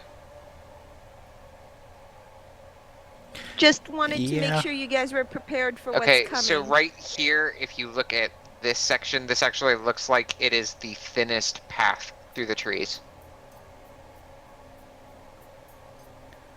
That is still... What if And I'm probably, That's you know, still I'm just, several miles through trees, though. yeah, I'm just spitballing here. But what if we went through the old lava tube?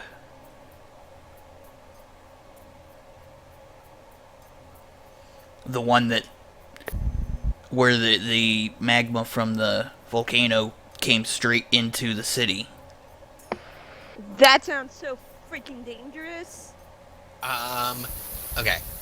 So, um, can I make a check to see how much Earth and atmospheric science work knows? Believe me, Intelligence with disadvantage. Akiva understands that this is an impossible task, but Ven doesn't. So, 15. But moderate amount. So I think that the lava tube, since it's cooled, would now be a dike, which is solid stone. So unless we can part the stone, I don't know that that would work.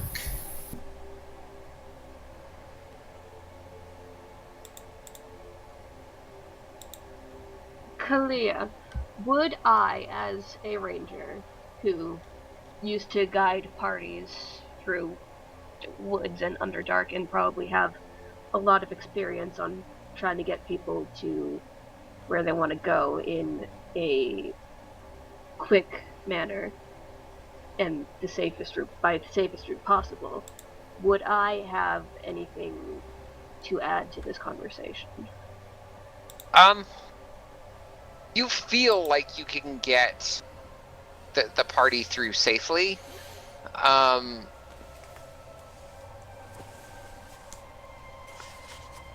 Because forests are your favored terrain. You think that part of the reason that, you know, this bullet attacked last night was because there were two of you.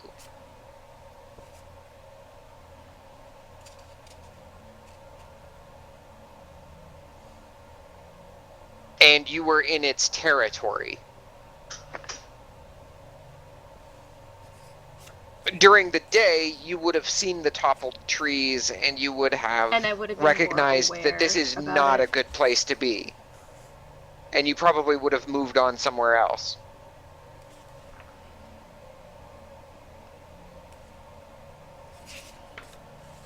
I am going to have to agree with Ben and say that we take the most direct route there as quickly as possible. And we go by daylight. As long as we keep aware of our surroundings, I think we should make it there without too much of a problem. No, we have to keep in mind that no matter what, this is going to be dangerous. It just is. You guys survived a bullet. It obviously didn't kill you, so I think we could probably handle whatever's out there. I mean, it almost killed Striker. Hey! Aww. Oh no, did I spoil that for you? Oh, I just thought it was something that the rest of the party really, should know. man? You got it? What? Really? I thought we could leave that part out. I just think that they should be aware of the dangers that are ahead. So, let's find horses and go as quickly as possible then. I think as thick as the wood is, horses are going to be useless.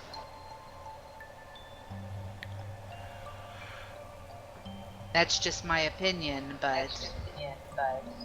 We'll go by foot. Quark will be faster flying.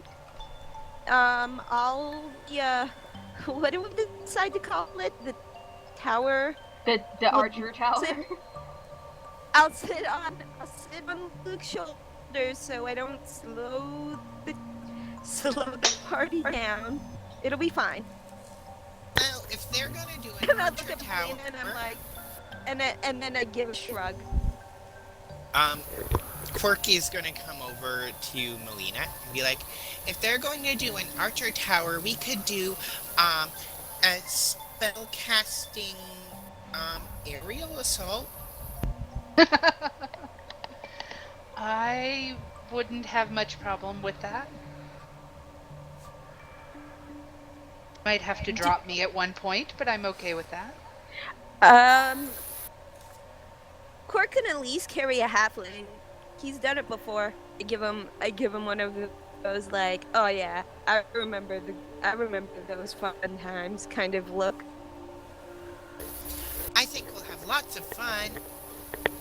Just make sure he doesn't go too fast. He kind of gets probably just zoom by and make you throw up. I also know this from experience. So, Luke, here's the other thing. While you're in terrain with a group, difficult terrain is not difficult for you. So you guys are able to move at a relatively decent speed as long as you stay together. For the group.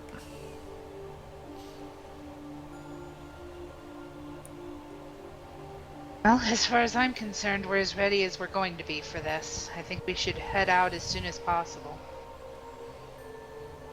I would like to make one more stop and try to find some potions again. I agree. I think we should get potions. You don't feel like you're going to have enough time. The weight of this is starting to press on you pretty heavy. I think you should avoid that guy from before. But I tell the others we're fine too. I think you should find a different place to buy potions. Just saying. I don't think we have the time for it. Let's go. I can heal us. We'll do what we can. Okay. Now, I was thinking, and we should definitely get moving, but on the way, we might want to discuss the idea of trying to figure out how to make them on our own, as we're really on the move a whole lot.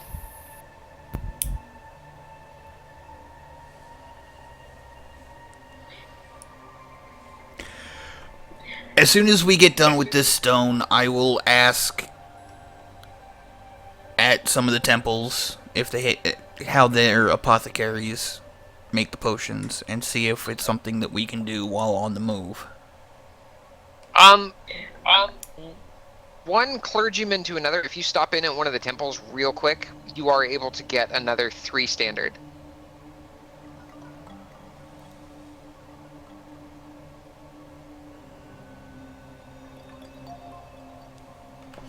Yeah, Ven would definitely do that on the way out. I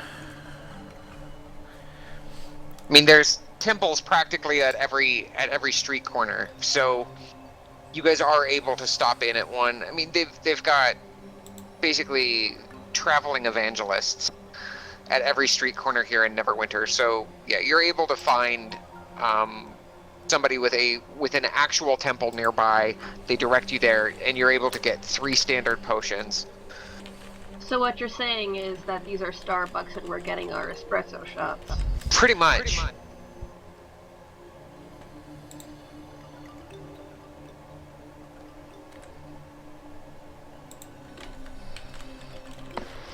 Fair enough, I'll take it.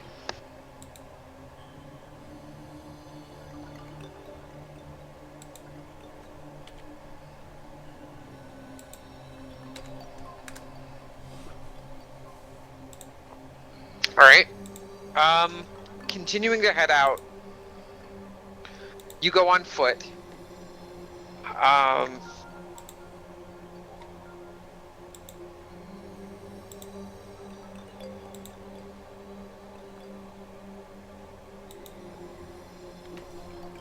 Where? There we go.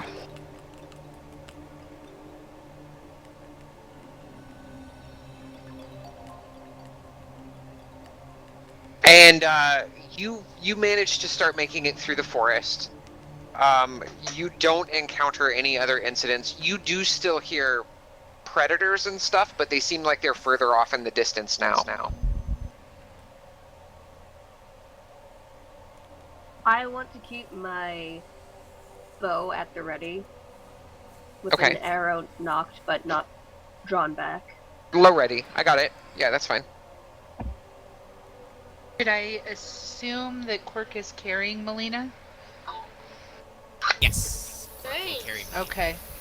I'll go on ahead and I'll have my packed weapon out, but not a light.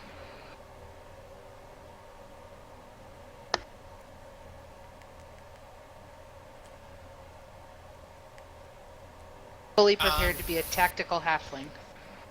At some point, just before we actually leave the city, Orc is going to try to test something out. He's going to pick people that he sees on the street that are talking, and he's going to use a message spell on them without saying anything and just waiting for the reply to see if he can overhear people that way. You're casting message on who? On a random person in the street who's talking with someone else, just to see if he can get the response without alerting them to the fact that he's actually overheard. No, they know. That is the nature of the spell, because they are able to send a message back to the target that sent it to them. Okay.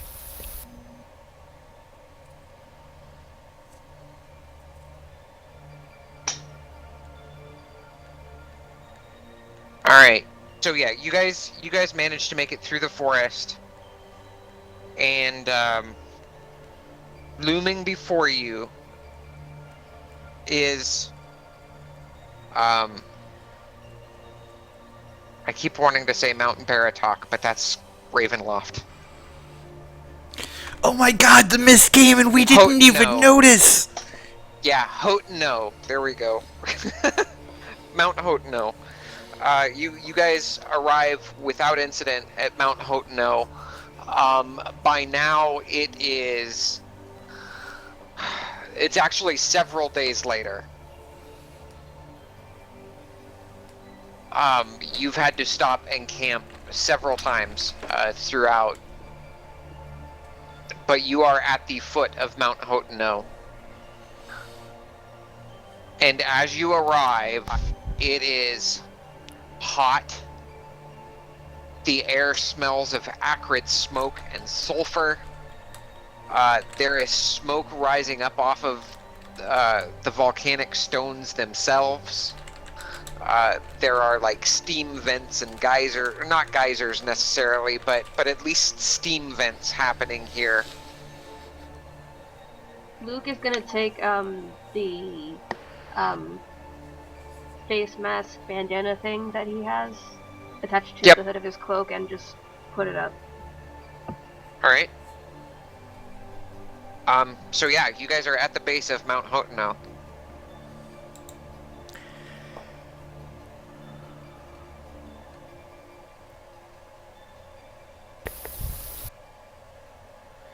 Do I sense anything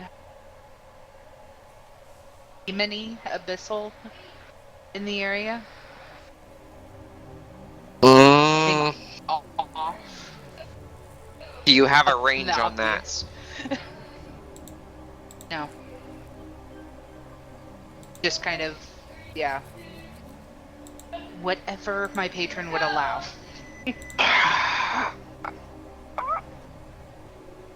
You hear the whispers of Shivoy at the back of your head.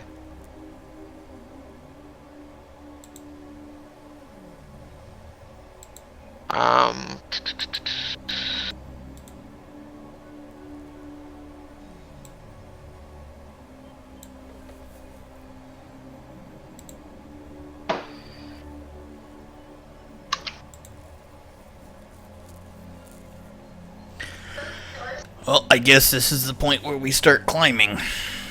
Yep. On with it.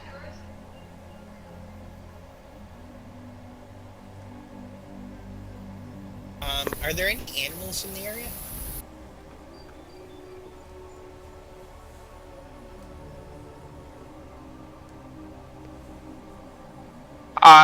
Not many.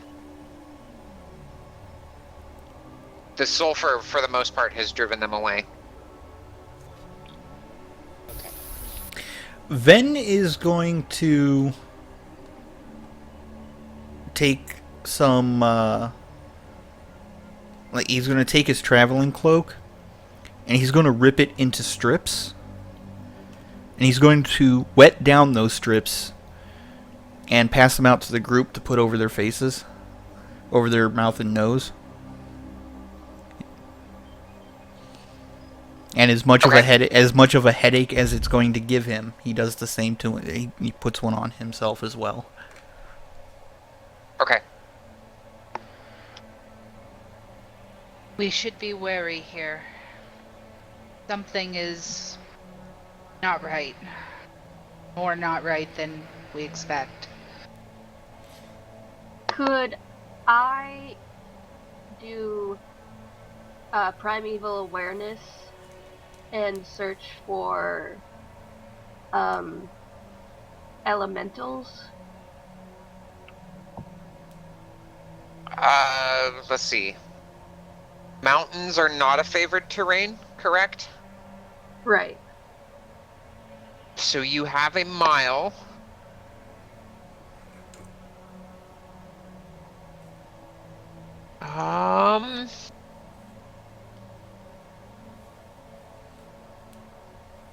Elementals. No, wrong section.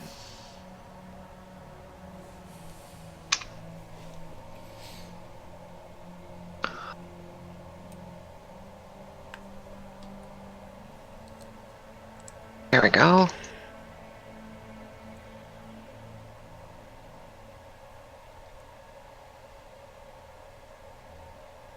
Yes, you get a ping of elementals.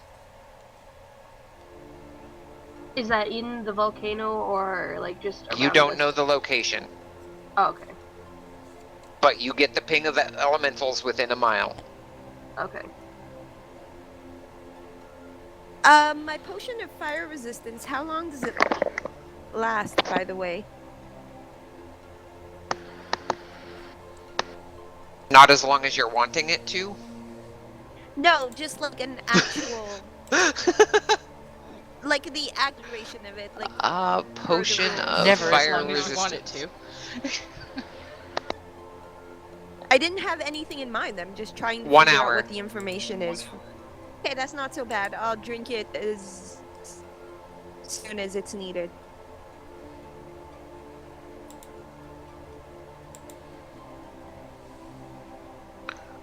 Alright. As you guys are climbing up Mount Hotno, Thamior is with you, and this entire time he's been Wait. What? We told Thamior to stay. Shit. We would not have let him come. He would have insisted. I missed the fact that you guys told him to stay. He would have insisted that he come.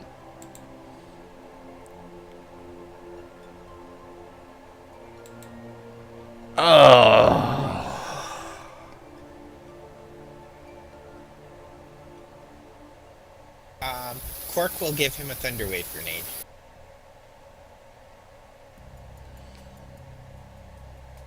He, in his argument, Ven would have been, I'm a capable wizard.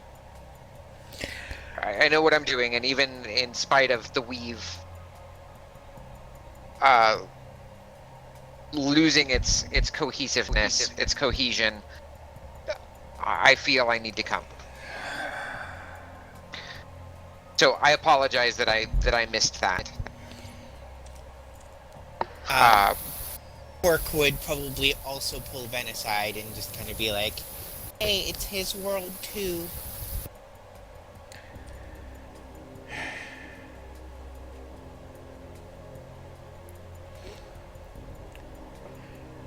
My issue is that we don't know if he's battle tested or not, and We don't have time to find out. I'd worry about his safety, not his intent. So the rest of us will keep him safe.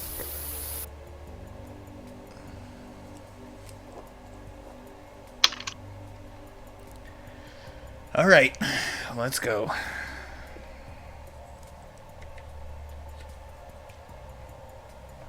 Alright. So, Thamior, this whole time, has been babbling about the stone.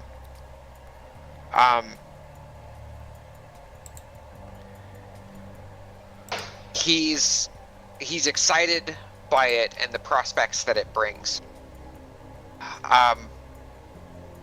And you eventually get to an area where you can see the path that you need to take up the mountain.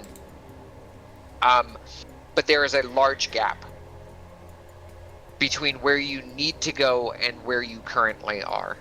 How What large do of a you do? gap? Probably about 30 feet.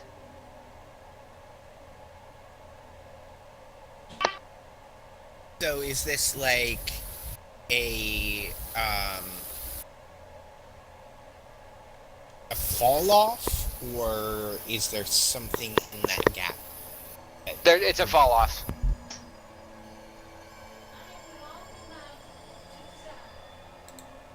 Well, I can fly over, but I can take people over one by one.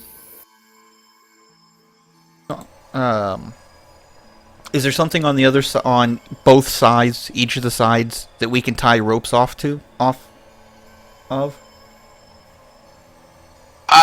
No. I mean, it's a fairly worn path in the mountain. Like, people have traveled up this before, but they've never set up expeditionary markers, railings, etc. Like you would find on Mount Everest or whatever, or any other mountain that's traveled frequently. Could somebody remind me what a python is? Piton is a ring for climbing. You use it. It's actually a metal secure... spike. A metal spike with a ring on it, yeah. Yeah. So could we use that potentially? I have 11 of them. Could we use that with rope to get across somehow? So You could. I could fly over and secure it on that side. Yeah, we'll need at least 4, preferably 6.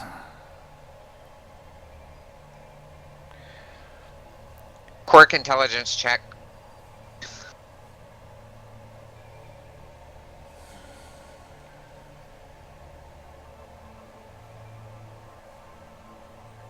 $15.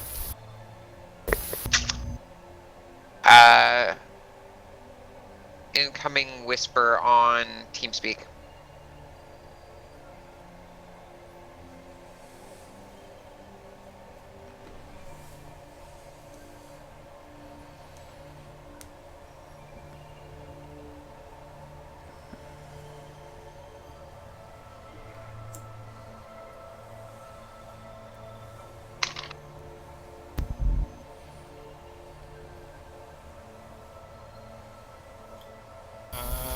Okay, so how do I feed said whisper? There should be a tab down at the bottom.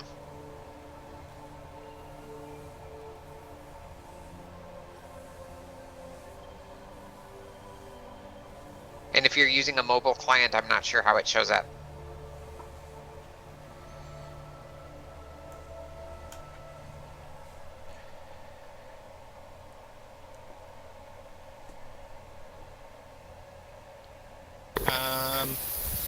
Okay, but wouldn't that fail because it's too high of a drop in too wide of a distance?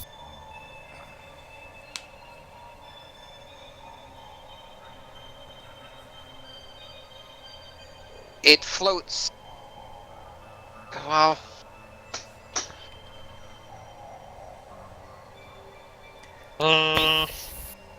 If I can use it, I totally would.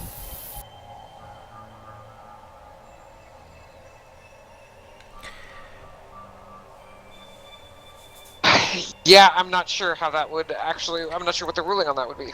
If- What ruling am I going to make? The ruling I'm going to make is that it would still float at about the height that you set it at initially. So, like, Okay. if you cast it and it floats 3 feet above the solid ground that you are standing on at that point, it's going to continue at that. Okay, cool. So guys, I could just use the Tensor's floating disc to get us across.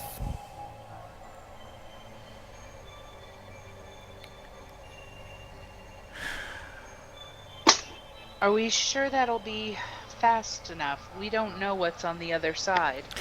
Do we know if the weave will hold together long enough for us to be able to do it? So, as far as I can tell, as long as you get the spell off, it remains for its full duration. So, as long as I can get it cast, we should be okay.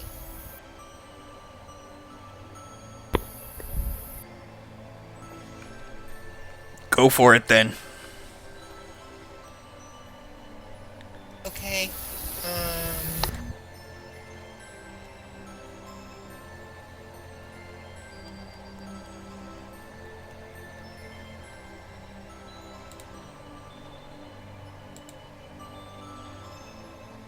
So I'm going to cast the floating disc. Now it is a 10-minute cast for me. Okay, so at that point, it's up to the party.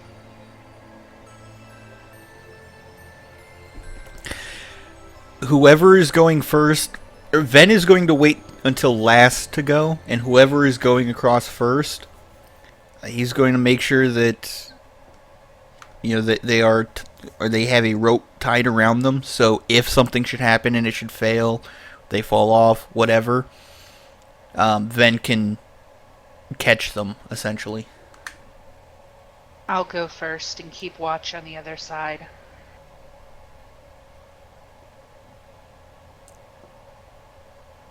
That's a fair option.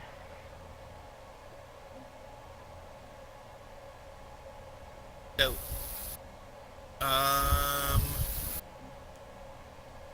reading it now, see how fast it actually moves listed. Except It moves at. It is actually listed in the spell itself. Should be 30 feet, I think. Spells. X. so it tries to stay within 20 feet of you, but I don't see anywhere Floating where it disc. indicates how fast. Range 30 feet.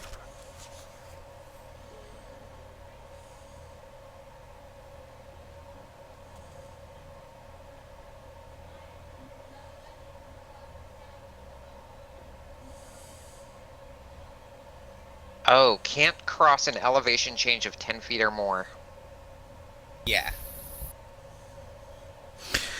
So my thought was, do the 2 ropes across the pit, and then essentially have either Tensor's floating disc float across those ropes, or using those ropes like a rope bridge.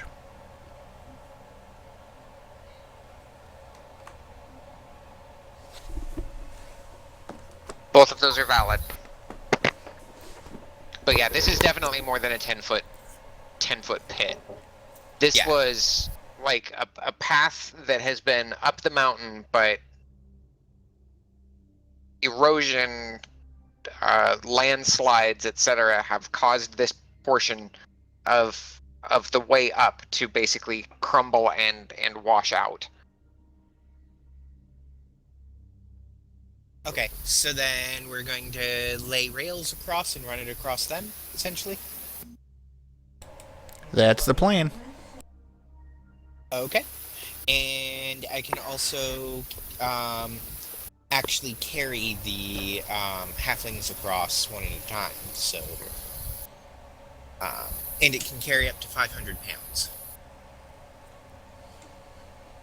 Correct. Wait, how much does Luke weigh with all his gear? With all his gear, he weighs something. Is that located under? It's on your inventory. So the current is what it is. Okay, stand by.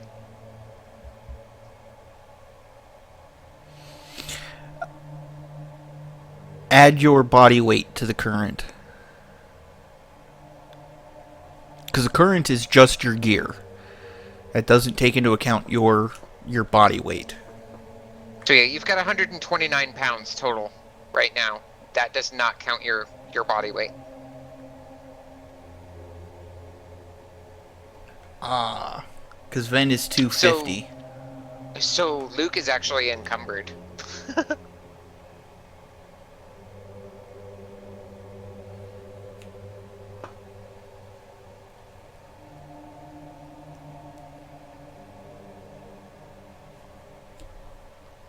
Oh, and just a note.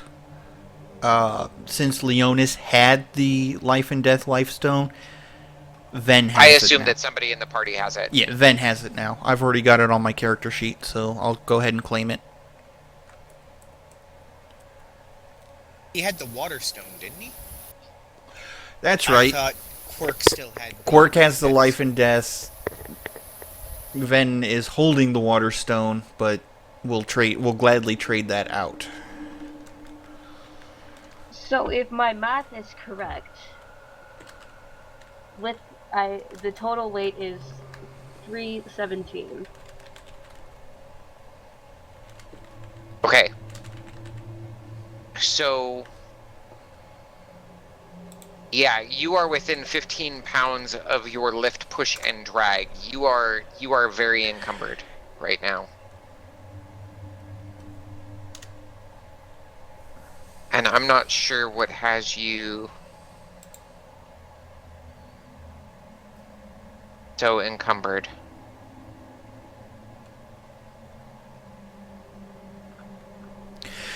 Do you have your armor listed on your equipment weight?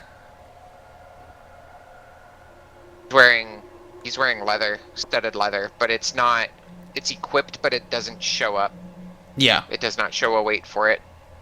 Okay.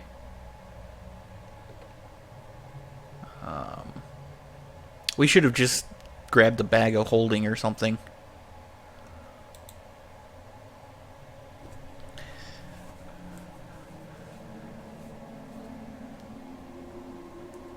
So yeah, I mean, you guys are able. I'm not going to worry about it right now, but we are starting to get to the point in the campaign where you guys can't pack rat everything. Because it will slow you down. But yeah, you, Luke, would be able to use Tensor's floating disc to get across.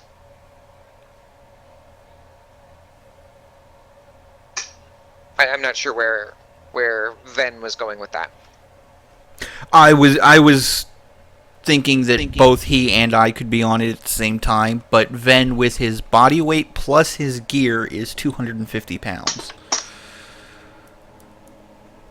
You could probably ride with the other wizard.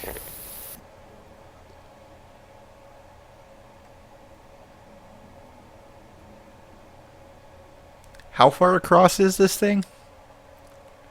This chasm? 30 feet. I was thinking of just picking him up and throwing him across. But no, I wouldn't do that to him.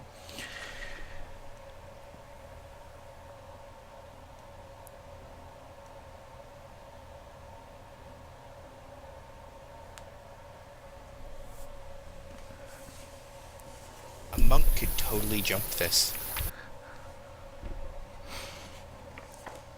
Too soon.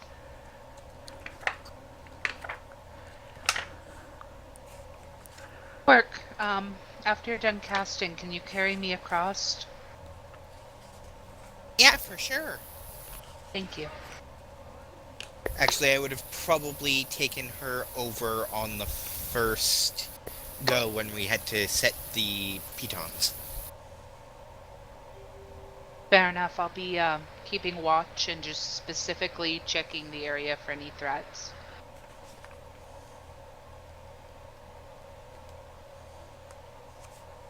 Okay.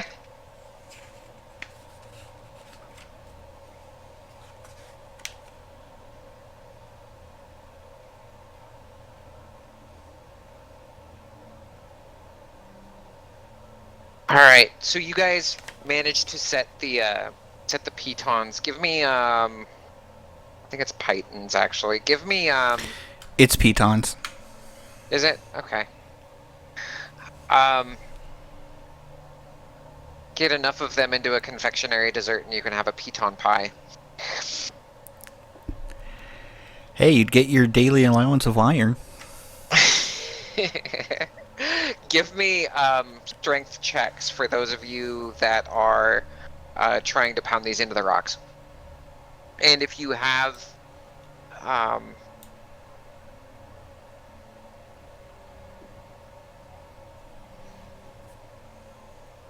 If I have a hammer, does that give me like an advantage? I'll let you use proficiency with it.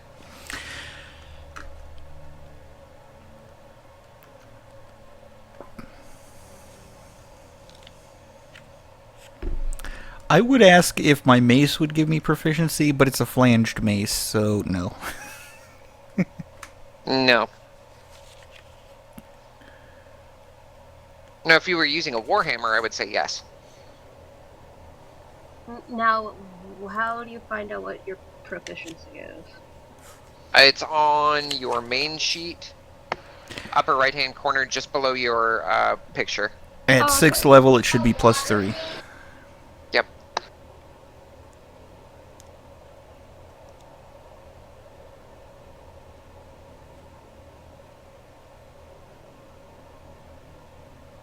I just got a natural 20. Nice. Yay! So, Luke, you pound the crap out of these pitons. They are in secure as ever. You pull on the one that Ben pounded in just to test it, because you've done this kind of thing before, and it holds. It's gonna hold its weight. And then you guys start stringing the ropes through. Several hours later. Oh, go ahead. I got a 17. You got a 17? Yeah, so yours holds well as well. Several hours later, you guys reach the top of Mount Hoteno. And when you get to the top of Mount Hoteno, you see inside the caldera bubbling, roiling lava, and it is hot. The closer you get to the top of this volcano, the hotter it becomes. And those of you that are wearing leather armor are probably going to want to take it off. That's how hot this is. You can choose not to. Brett, from here on out, as you get increasingly closer to the caldera, you're going to start suffering points of exhaustion. You will be making Constitution saving throws against this exhaustion from heat and dehydration. What about the fire genasi that's wearing metal? Fire Genasi, you're good. Okay. You're good. Good. You feel more at home than you've ever felt. So, Pork doesn't actually wear armor, and he's got the Phoenix bloodline now. Does that have any effect? Advantage on your saves. Cool. As you look on, How much AC does armor add? it depends on your AC. Yours, Luke, is +2. So you would be at 13 without your armor. Quirk would also like to use the Wand of Control Wind to keep a gentle breeze behind them, like coming up from behind them, so that any smoke goes away from them and they've got a nice cool breeze coming. That'll work. So looking down into this caldera, I mean, you see the bubbling and roiling lava.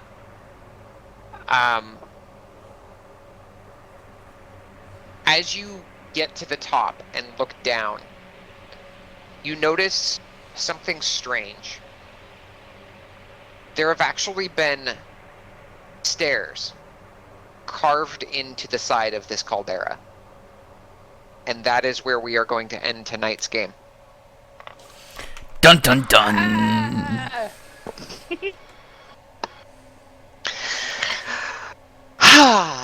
Another episode of Desert Winds has come to its close, ladies and gentlemen. I want to thank you all for joining us here tonight. If you enjoyed what you saw, please, please, please tell your friends and join us for next week's episode as we try and figure out what's going to happen. Without any further ado, I'm going to go ahead and get Critical Role hosted, so you guys can all enjoy that in just a minute. And until next time, I'm CosmicCandi, your DM. And these have been my players. Bye, guys. Bye-bye. And until next time, may all your hits be crits. Have a good night. We'll see you next week.